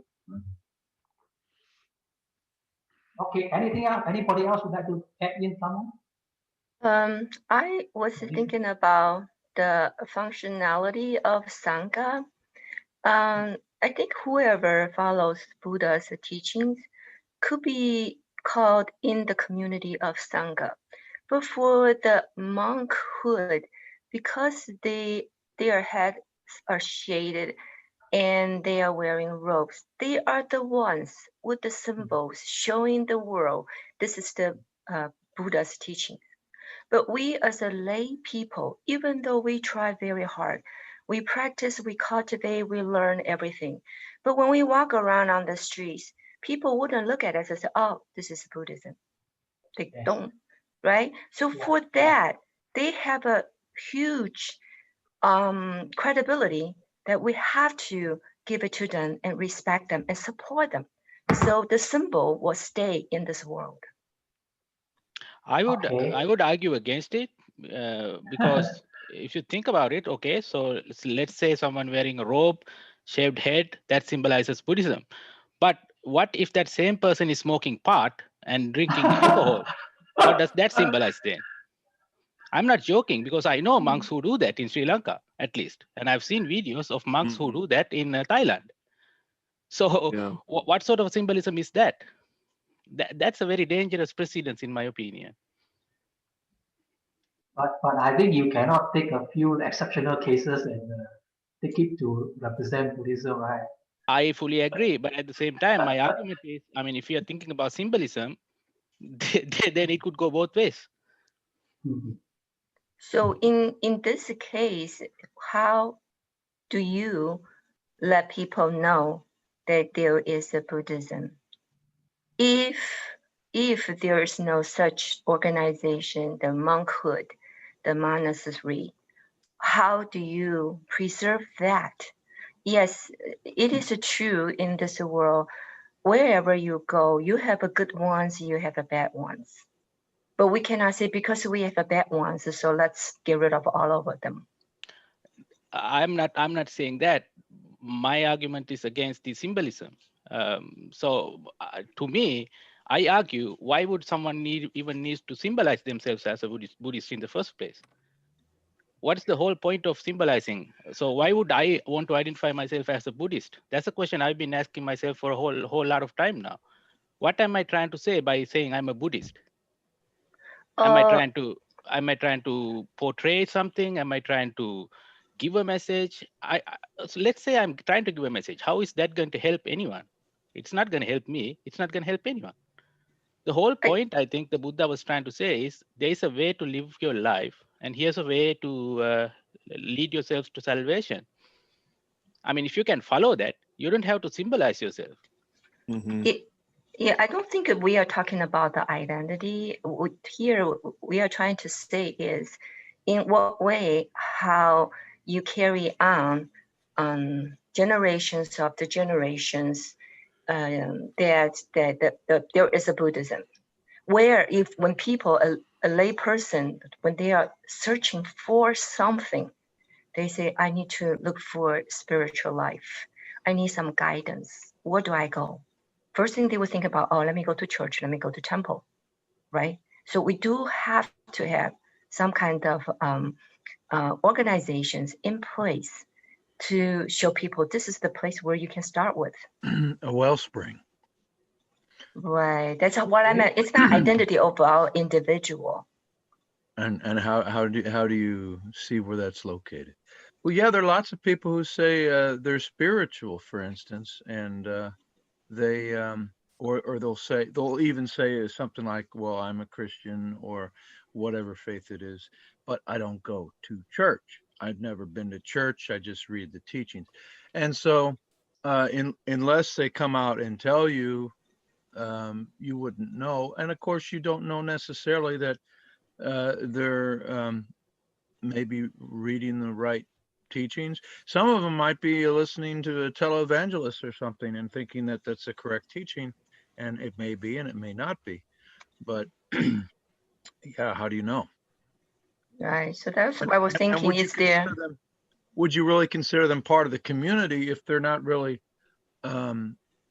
interacting? Say if you're considering yourself part of the Sangha, but all you've done is check books out of the library and read the Dharma. That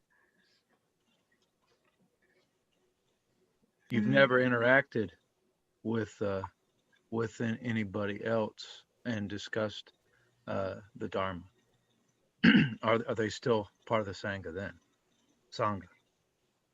Right, but that's down the road that you look into it. But I'm saying as a whole, you got to have something like that to show people, to lead people that there's such a thing there for you to look it up or to look for, you dig into from there. But if we stay as a lay people, lay Buddhism, how do you show people that, hey, this is the place where you can come to me? I think the interesting thing too, kind of building a little bit off of what Toshida was mentioning, is that in these circumstances, though, a lot of this quote unquote symbology could just be in how you live.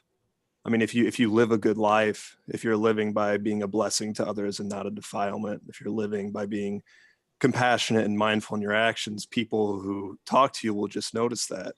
It doesn't have to be that I am a Buddhist, I have, a Dhamma wheel on a shirt I'm wearing, I have a symbol that proves that my philosophy is above others, but just through your actions and the way that you live, it could be a representation of that. And as we know too, in the end, all dharmas are empty in character, neither arising nor ceasing, et cetera, as we know in the Heart Sutra. We have to let go of all these things in the end. It's a raft that gets us across the shore that we leave behind. So I think it's really easy to get hung up in the ideas of, oh, well, the Dhamma is this permanent thing. The teaching is pure. We have to uphold symbology, tradition, cultural ritual, where in the end, you let go of it all. And as we know too, from like the Prakshaya Buddhas, I don't know if I'm saying that right, but the Buddhas who, become quote unquote enlightened through never hearing the teaching. The idea of enlightenment is beyond words. It is beyond expression. It is beyond dogma. So it's just this kind of interesting middle ground where it's easy to get kind of stuck in the idea of like wanting to portray something, this like show that I am a Buddhist and make these segregations. But I also know that you obviously want to support the Sangha. You want to have a place that there is this teaching that is held there that we all can be a part of. So yeah, I think it's, I'm not even sure what the question is anymore. More of just a comment. Okay, it's okay. Well, We just comment. At least we share the comments. Okay, we share the ideas. Okay, anybody else? Okay, just to contribute a little bit, I think that there's somewhere in the middle that kind of originally I was looking at these absurdities. And I think if you take it to a degree of extremism, it becomes absurd. Like if you're just going to say that everybody that wears the robe is meant to be a teacher and everybody that doesn't wear the robe is not meant to be a teacher, that's not what the Buddha was teaching. He taught us to think critically about the Dharma and look for the kernel of truth in there. And if we see it in a lay person, then of course we can listen to that person. And if we don't see it in somebody that wears the robe, then I don't think we have to listen to that person. So if you evaluate it for yourself, I think some of these, you can take it extreme either way. If you were to say, that you don't need any monks or nuns, then no, that's probably not true. But that's just kind of my thought on it. I think there's somewhere in the middle. If you go extreme on either viewpoint, I think that you get way off track. Okay, well said. Okay, we can now take a break. Okay, then we come back again. 15 minutes. Okay.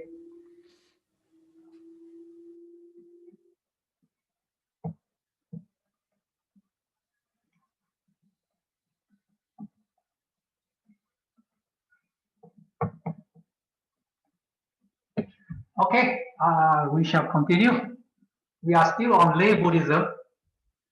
We were discussing about lay Buddhism as propounded by Aoyang Qian that caused some controversies in China at the time.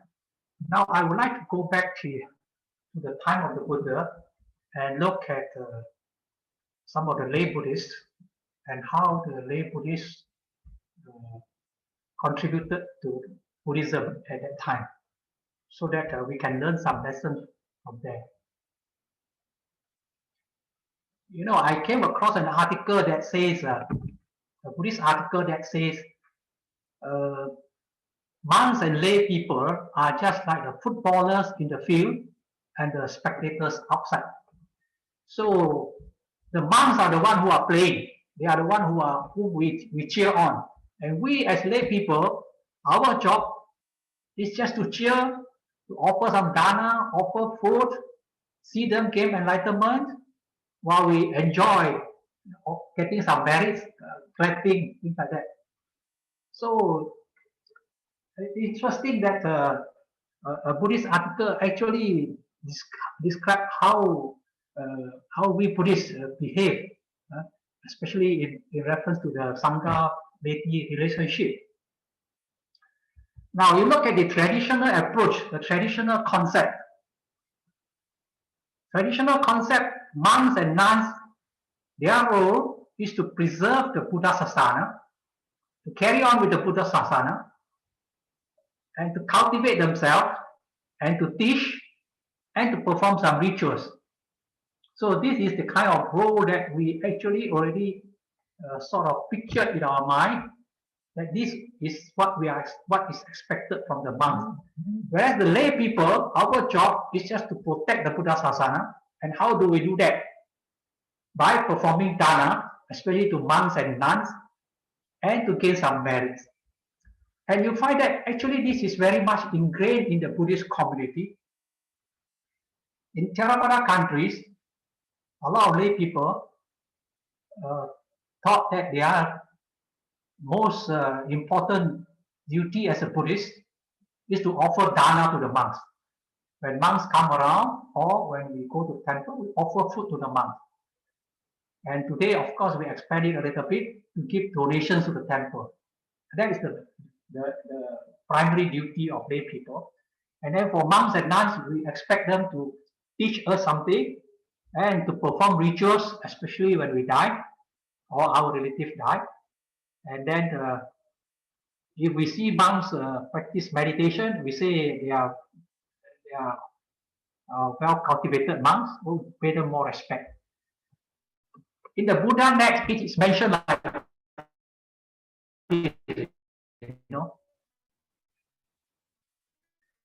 it is often mistakenly thought that it is the job of people to practice the 5 precepts and support the monks and nuns by providing them with their needs. This is an incorrect and dangerous belief, and in countries where it is widely accepted, it has helped lead to a corruption of the Dharma. So perhaps it's time that we rethink about this traditional division of duties, so to say. So I would like to go back to the time of the Buddha, lay Buddhists during the time of the Buddha. In Mahayana Buddhism, they always mention about one lay Buddhist, Vimalakirti. There is even a Vimalakirti Nidesa, something to talk about the life and practices of Vimalakirti. Vimalakirti in the Mahayana Buddhism, where Vimalakirti is a well-known Buddhist lay disciple of the Buddha's time. He could even preach to the monks. But I am now trying to show you, it's not from that Mahayana Sutta, but from the Pali text, some of the outstanding lay Buddhists recorded. The first one is the Chitta of Machikasanda. Chitta of Machikasanda, the Buddha endorsed him as the foremost among householders in preaching the Dhamma. So we know there are people, there are members of the monk whom the Buddha visited as foremost in the preaching of the Dhamma, foremost in the miraculous power, foremost in meditation, and so on. But for lay people, actually the Buddha designated one person, the Chitta of Machikasanda, as foremost among the householder in the preaching of the Dharma. That showed that even during the time of the Buddha, lay people did preach the Dhamma. So it is not new. It's not new actually. It was only in the later stages in China that it became a taboo for lay people to preach the Dhamma. But during the time of the Buddha, it was mentioned like that. The Chitta of Machikasanda actually was a rich man in India, near Vasa, near Savatthi, and he, after listening to the Dhamma, he actually bought a piece of land and built a monastery, and let some monks stay in that monastery. But he was well known because of his ability to preach the Dhamma. The Buddha once mentioned that if a mother would like to have her only son walk the noble path, then she should advise him to emulate Chitta and Hataka. These are the two persons the Buddha mentioned as his outstanding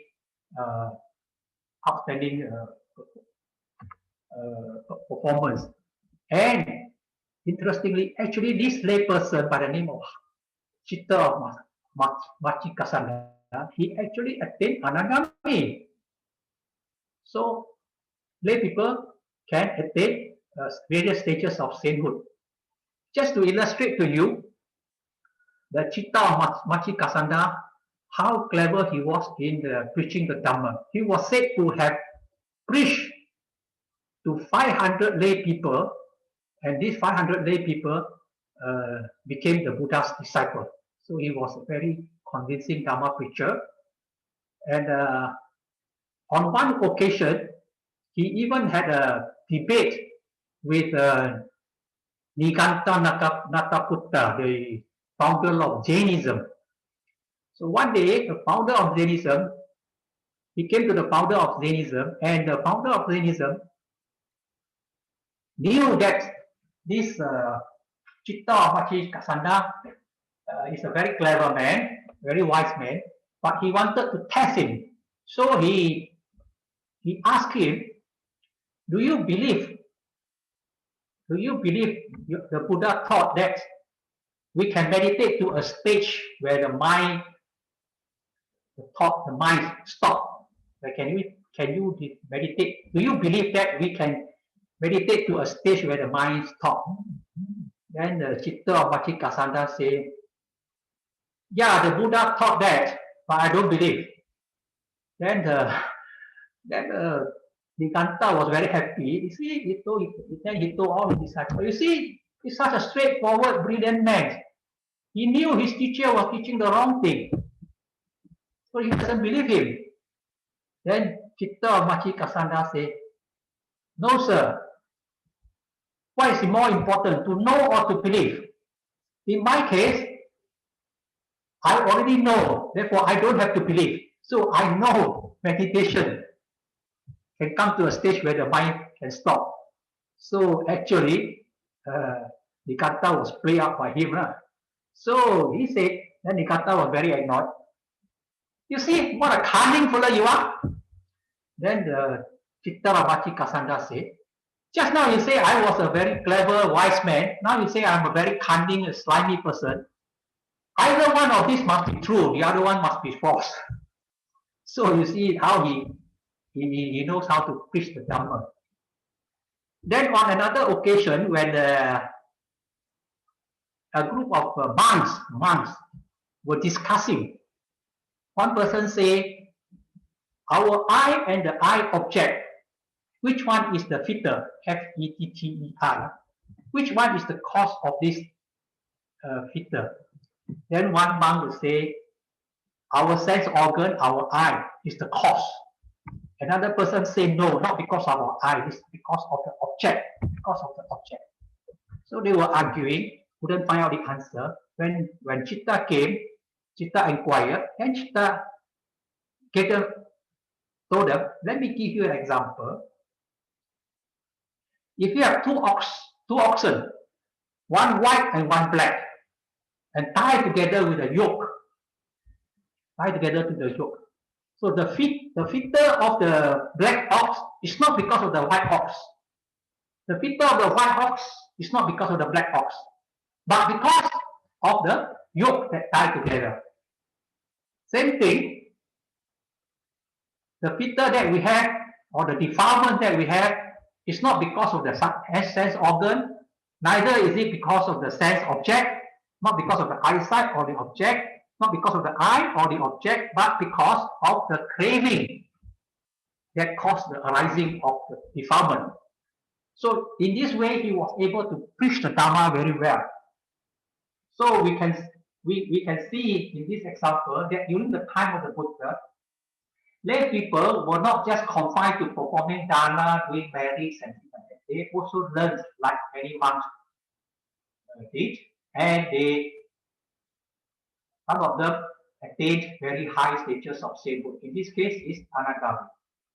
Then just now we mentioned about Hataka of Alavi. Hataka of Alavi,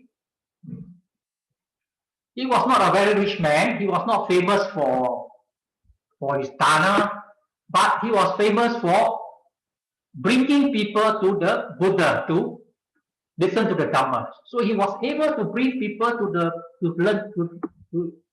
listen to the Dhamma.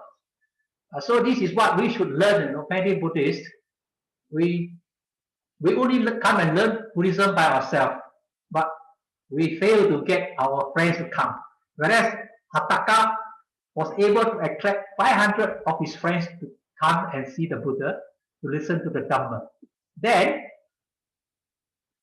the Buddha did ask him, how do you manage to get these people to come to listen to the Dhamma?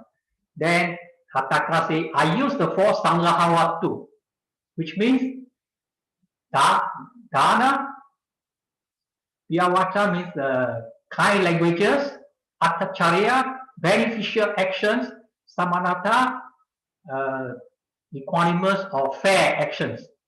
So I use these 4 bases of bonding to bring people.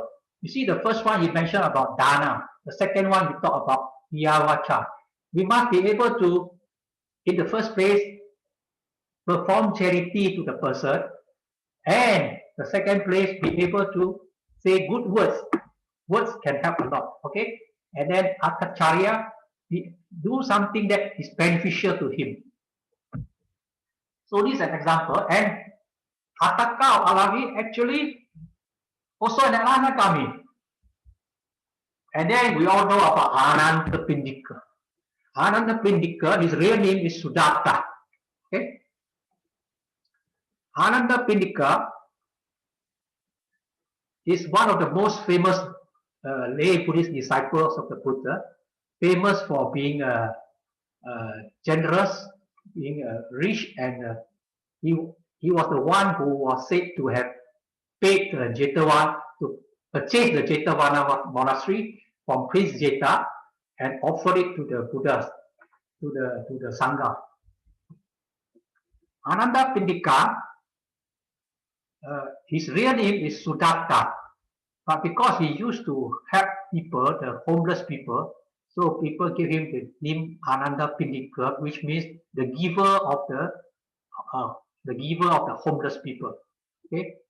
Now, every one of us seem to know about his generosity. He was in the business of banking. Modern day, we call it banking. He lent money and he collect money. He lent money and collected money, and he ran his business as a banker. And Ananda Pindika, well known for being generous, being rich, but few of us know that he actually a Sotapanna, and he was able to debate with other people on the Buddhism or on the Dhamma. One day, Ananda Pindika came and see the Buddha, and he realized that he was a bit too early, so he wandered off to somewhere else, and he met a group of disciples of the Nagaputta, Niganta Nagaputta. So he went to them, and they started talking about what is right views and what is wrong views, and Ananda Pindika preached to them about the Dhamma and debated with them. After that, Ananda Pindika came and reported to the Buddha, saying that, just now I went there and I talked to some of these people and I corrected their views. And then the Buddha says, well done, Ananda Pindika, well done. For those who have wrong views, it is only right that we try to correct their wrong views. Okay? And after Ananda Pindika left, the Buddha again told his other monks, you all should follow the example of Ananda Pindika. Whenever there are wrong views, we should try to put forth our right views so that people will get the correct views. So from this example, it shows that actually Buddhism allows a lot of liberty for us to present our cases, to present our points. So we don't have such thing as like you cannot talk about other people's religion. Although today it's quite difficult, and sometimes you cannot talk about other people's religion because you will be labeled as anti this and anti that. But in India, it was very common that people can actually argue about their religious belief. So inter-religious dialogue was common and well received in India at that time. Whereas today's inter-religious dialogue is more just for showcase. You talk about your points, I talk about my points, and there is no interactions. It should not be allowed. Interaction is not allowed. I went for an inter-religious dialogue in Malaysia, and the organizer gave me a list of do's and don'ts, and one of them is do not talk about any other religions. Only talk about your religion. Number 2 is do not talk good about other religions. Meaning to say you cannot even praise another religion, because it could be taken to mean as a sarcasm. So that is a situation in the world today. But during the time of the Buddha, it was common. Then we know King Suddhodana, the Buddha's father. Before he passed away, the Buddha preached to him and he became an Arahant. Okay? And then we have the case of King Bimbisara. I told you the story just now. He offered his land to the Buddha, his country to the Buddha. He was also a Sotapanna. And then we have Dr. Jivika. You know, the Buddha has a doctor. This Dr. Jivaka is sort of a monastic doctor, or we call it a royal doctors. When the Buddha was injured by Devadatta, Dr. Jivaka is the one who was called to treat the Buddha. And when monks fell sick, Dr. Jivaka is the one who came and treated them. So we all knew about Dr. Jivaka, and from his story, it's quite interesting to know that 2,500 years ago, he was able to perform cesarean, to deliver baby. Open up the stomach and take out a baby. That was 2,500 years ago. And we knew all about this, but he is a Sotapanna also. These are all very amazing things. And then you have Visakha, who who brought her husband and her father-in-law all to become Buddhist. And she is also a Sotapanna. Okay. Now, at this juncture, I would like to talk about Visakha and Udayan's story. There was this one monk by the name of Udayan. This monk Udayan, one day, a lady whom he knew when he was a layperson came and see him. And the both of them, Udayi and the lady, sat in one corner, not easily seen by people. They were sitting down there and chit-chatted there. Visakha happened to pass by. Visakha saw. Then Visakha approached Udayi and told him, "Venerable Sir, you may not have other intentions, but you may not have any bad intention. But by you sitting down here alone with another lady, people outside may think of other things. So it is not suitable for you to do like this." So Udayi ignored him. So after that, Visakha came and reported to other monks. After reporting to other monks, the other monks reported to the Buddha.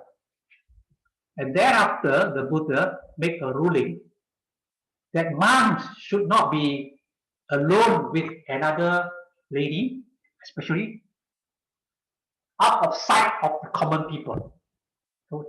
So this was how that Vinaya rules came about. Now in this story, it's interesting to note that firstly, Visakha is a lay person, and this lay person is admonishing a monk. Secondly, this lay person is not a man, it's a woman.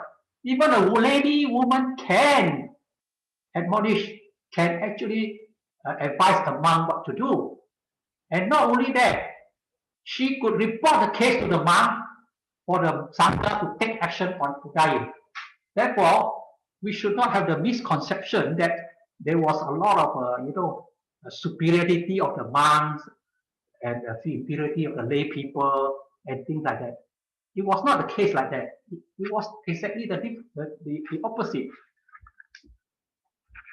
And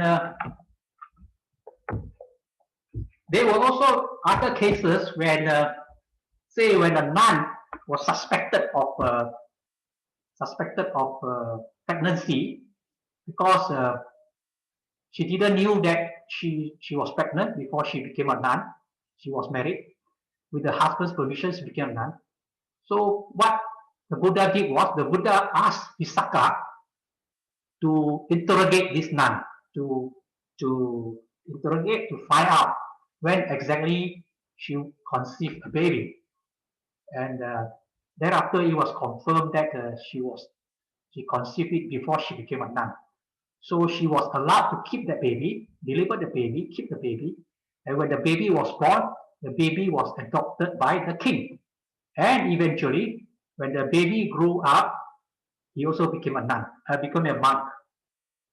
This story also shows that during the time of the Buddha also got hold of the service of lay people to resolve some of the problems of the Sangha, of the Sangha.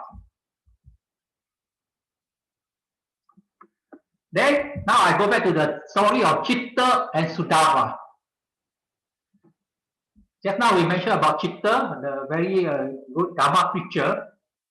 One day he made offerings to monks, and unfortunately for some oversight, he did not offer enough to one of the monks by the name of Sudharma.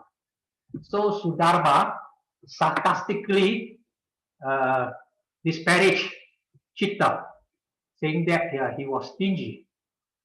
Then this matter was reported to the Buddha, that Sudharma criticized one of his lay disciples for not making offerings sincerely and enough to him. You know what did the Buddha say? The Buddha directed Sudharma to apologize to Chitta. To apologize to Chitta. So the Buddha even thought of a very nice way of solving the problem. Sudharma, if you are not so ready to apologize yourself, never mind, get another person to accompany you to go and apologize. Okay? And or maybe get another person to speak on your behalf to apologize. So to save his face. But from this story, again, we see the equality. During the time of the Buddha allowed for equality. That if a monk was wrong, that monk have to apologize to the lay people. Now, this is not the case definitely in the Asian Buddhism, not only Chinese Buddhism, but in Asian Buddhism. Monks will do no wrong. This is like Papa inferiority, equality. The Papa will not go wrong. So it's the same thing. Many people believe that monks will never go wrong. Even if they go wrong, it's not they are wrong, the lay people are wrong. So, but in this story, it's very interesting to show that there was inequality. So these were all the old stories that happened during the time of the Buddha. It illustrated that lay people not only perform dana, accumulate merits, but they were also involved in vigorously learning and practice the Dharma to the extent of realizing a certain degree of sainthood. Okay.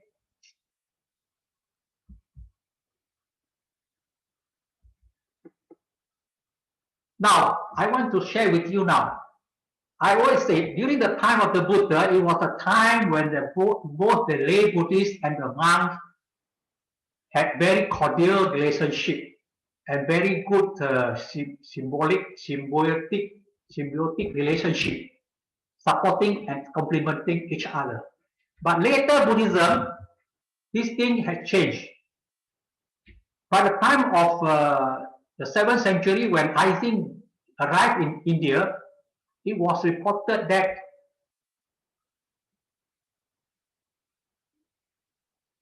he wrote, "It is unseemly for a monastery to have two great wealth granaries full of rotten corn, many servants, male and female, money and treasures hoarded without use in the treasury." Why he did that? Why did he write that? Because, or rather, why? I mean, how does he? I mean, why did he get this kind of observation? It was because after Asoka, many other kings that follow him also continue to support the monkhood to the extent of over-supporting. Usually, within the temple, all the tax collections around the temple, the granaries, the grain, would be supplied to the temples. So temples became so rich that many people like to become monks, especially poor people. That is where you could get your education and get your food also. So after some time, what happened was the monks did not have to depend on the outside lay people for their livelihood. So they were cut off from the society at large. They just have to stay in the temple and enjoy all the material wealth given to them, and they live a very comfortable life. So to the extent that later Buddhism in India, there were actually hardly any lay Buddhists outside. Buddhists all become monks inside the temple, enjoying the wealth in the temples. So when the Muslim invaders came in, they just had to slaughter all the monks. And they were slaughtering the monks, like they said, chopping off the head, like chopping off the grains of the rice grain, the rice stalk. So after killing all the monks, Buddhism disappeared in India. Whereas, why didn't Hinduism disappear in India? Because there were billions of Hindus outside. So you can't chop off all the Hindus. So despite Muslim rules, Hinduism remained in India, but Buddhism disappeared because it was a Buddhism without lay people. Okay, only Buddhism of monks. Look at my country.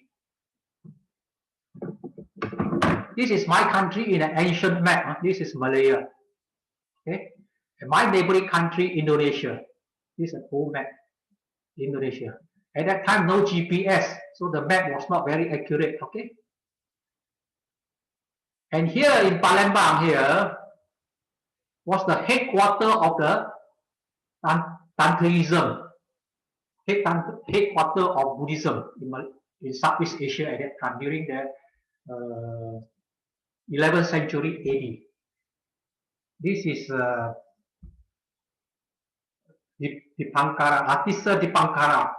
Atisa Dipankara was preaching here and later went back to India and to Tibet. So you could imagine it was a great Buddhist center, and yet it also disappeared. Why? According to our Muslim scholar here, Professor Alatas, it was because the Buddhism that was in Sumatra here was only monastic Buddhism, meaning to say only monks, no lay people outside. So when less and less monks came here, then later on Buddhism just disappeared. Okay. So one lesson we learn here: Buddhism without the lay people, Buddhism would die off very fast. What happened if Buddhism without monks, only lay people? Now we look at another situation. What happened if we have Buddhism without monks, but Buddhism with only lay people? This is the case in Japan today. Japan, most of the monks are actually married monks.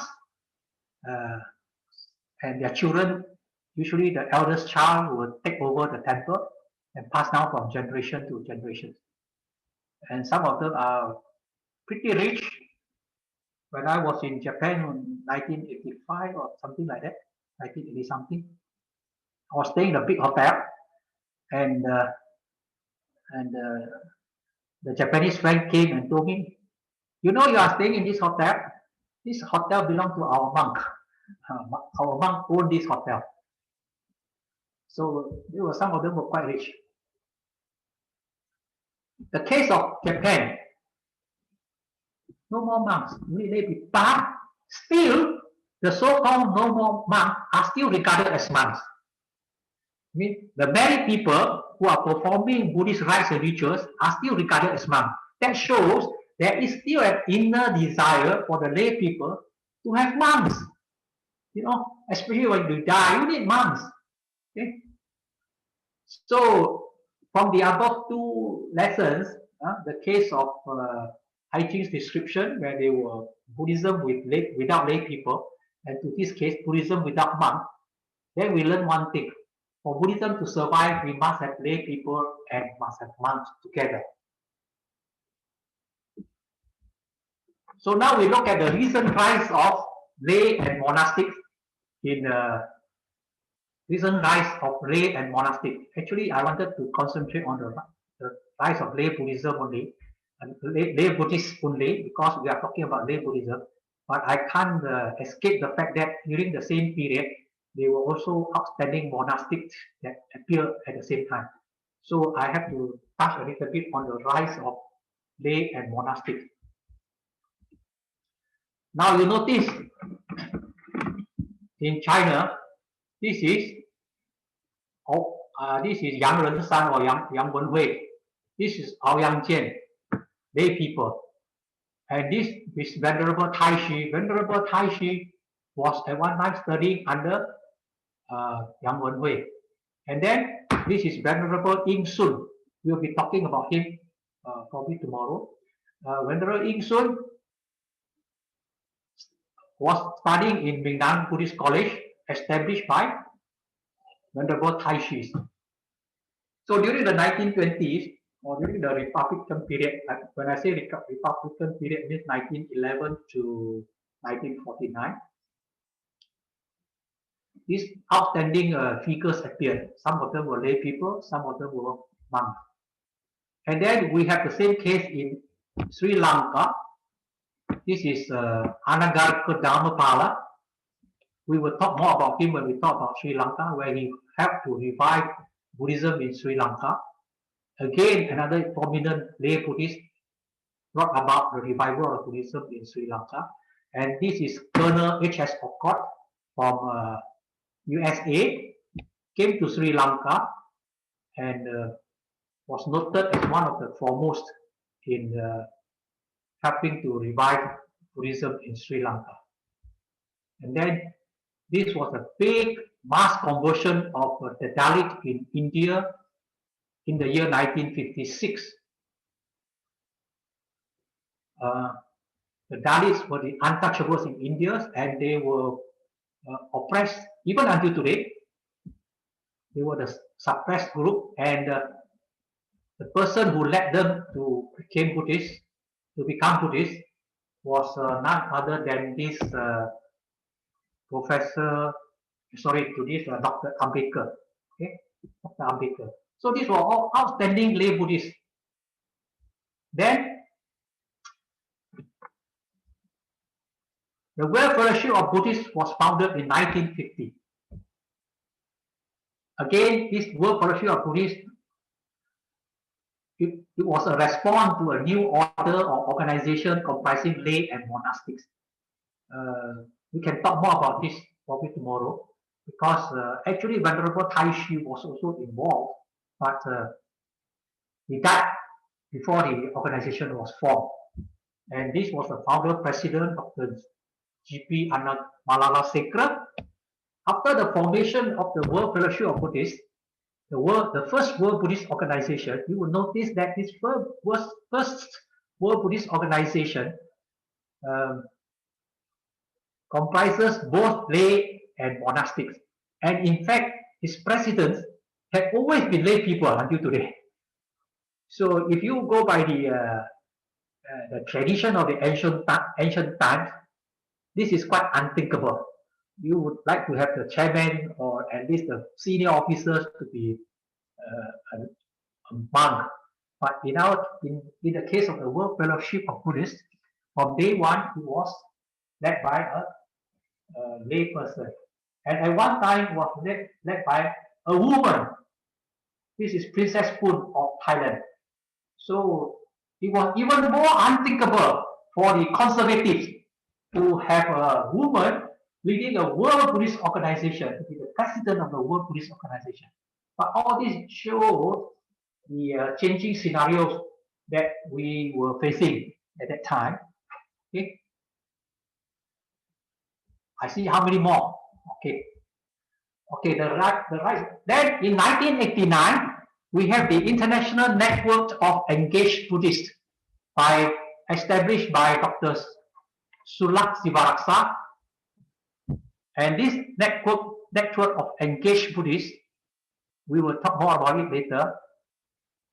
This is the picture I took together with him in Taiwan two years back.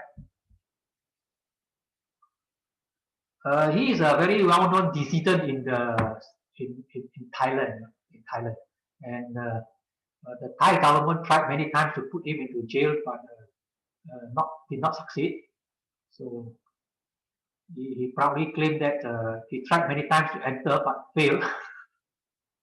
Okay, now Dr. Sulak Sivaraksa formed this international network of engaged Buddhists. Again, this is an organization primarily run by lay Buddhists. Okay, and then in Sri Lanka you have the Swawadaya, started by Dr. A.P. Aryaratna. Also another social movement, again started by lay Buddhists. So from here, I have shared with you, during the time of the Buddha, lay Buddhists played a prominent role, both in learning and preaching the Dhamma and practicing the Dhamma. And in recent times, many lay Buddhists have played an important role in the Buddhist movement. So I think we will stop here for time being. Then tomorrow we'll continue. Okay. All right. All right. Thank you. Thank you.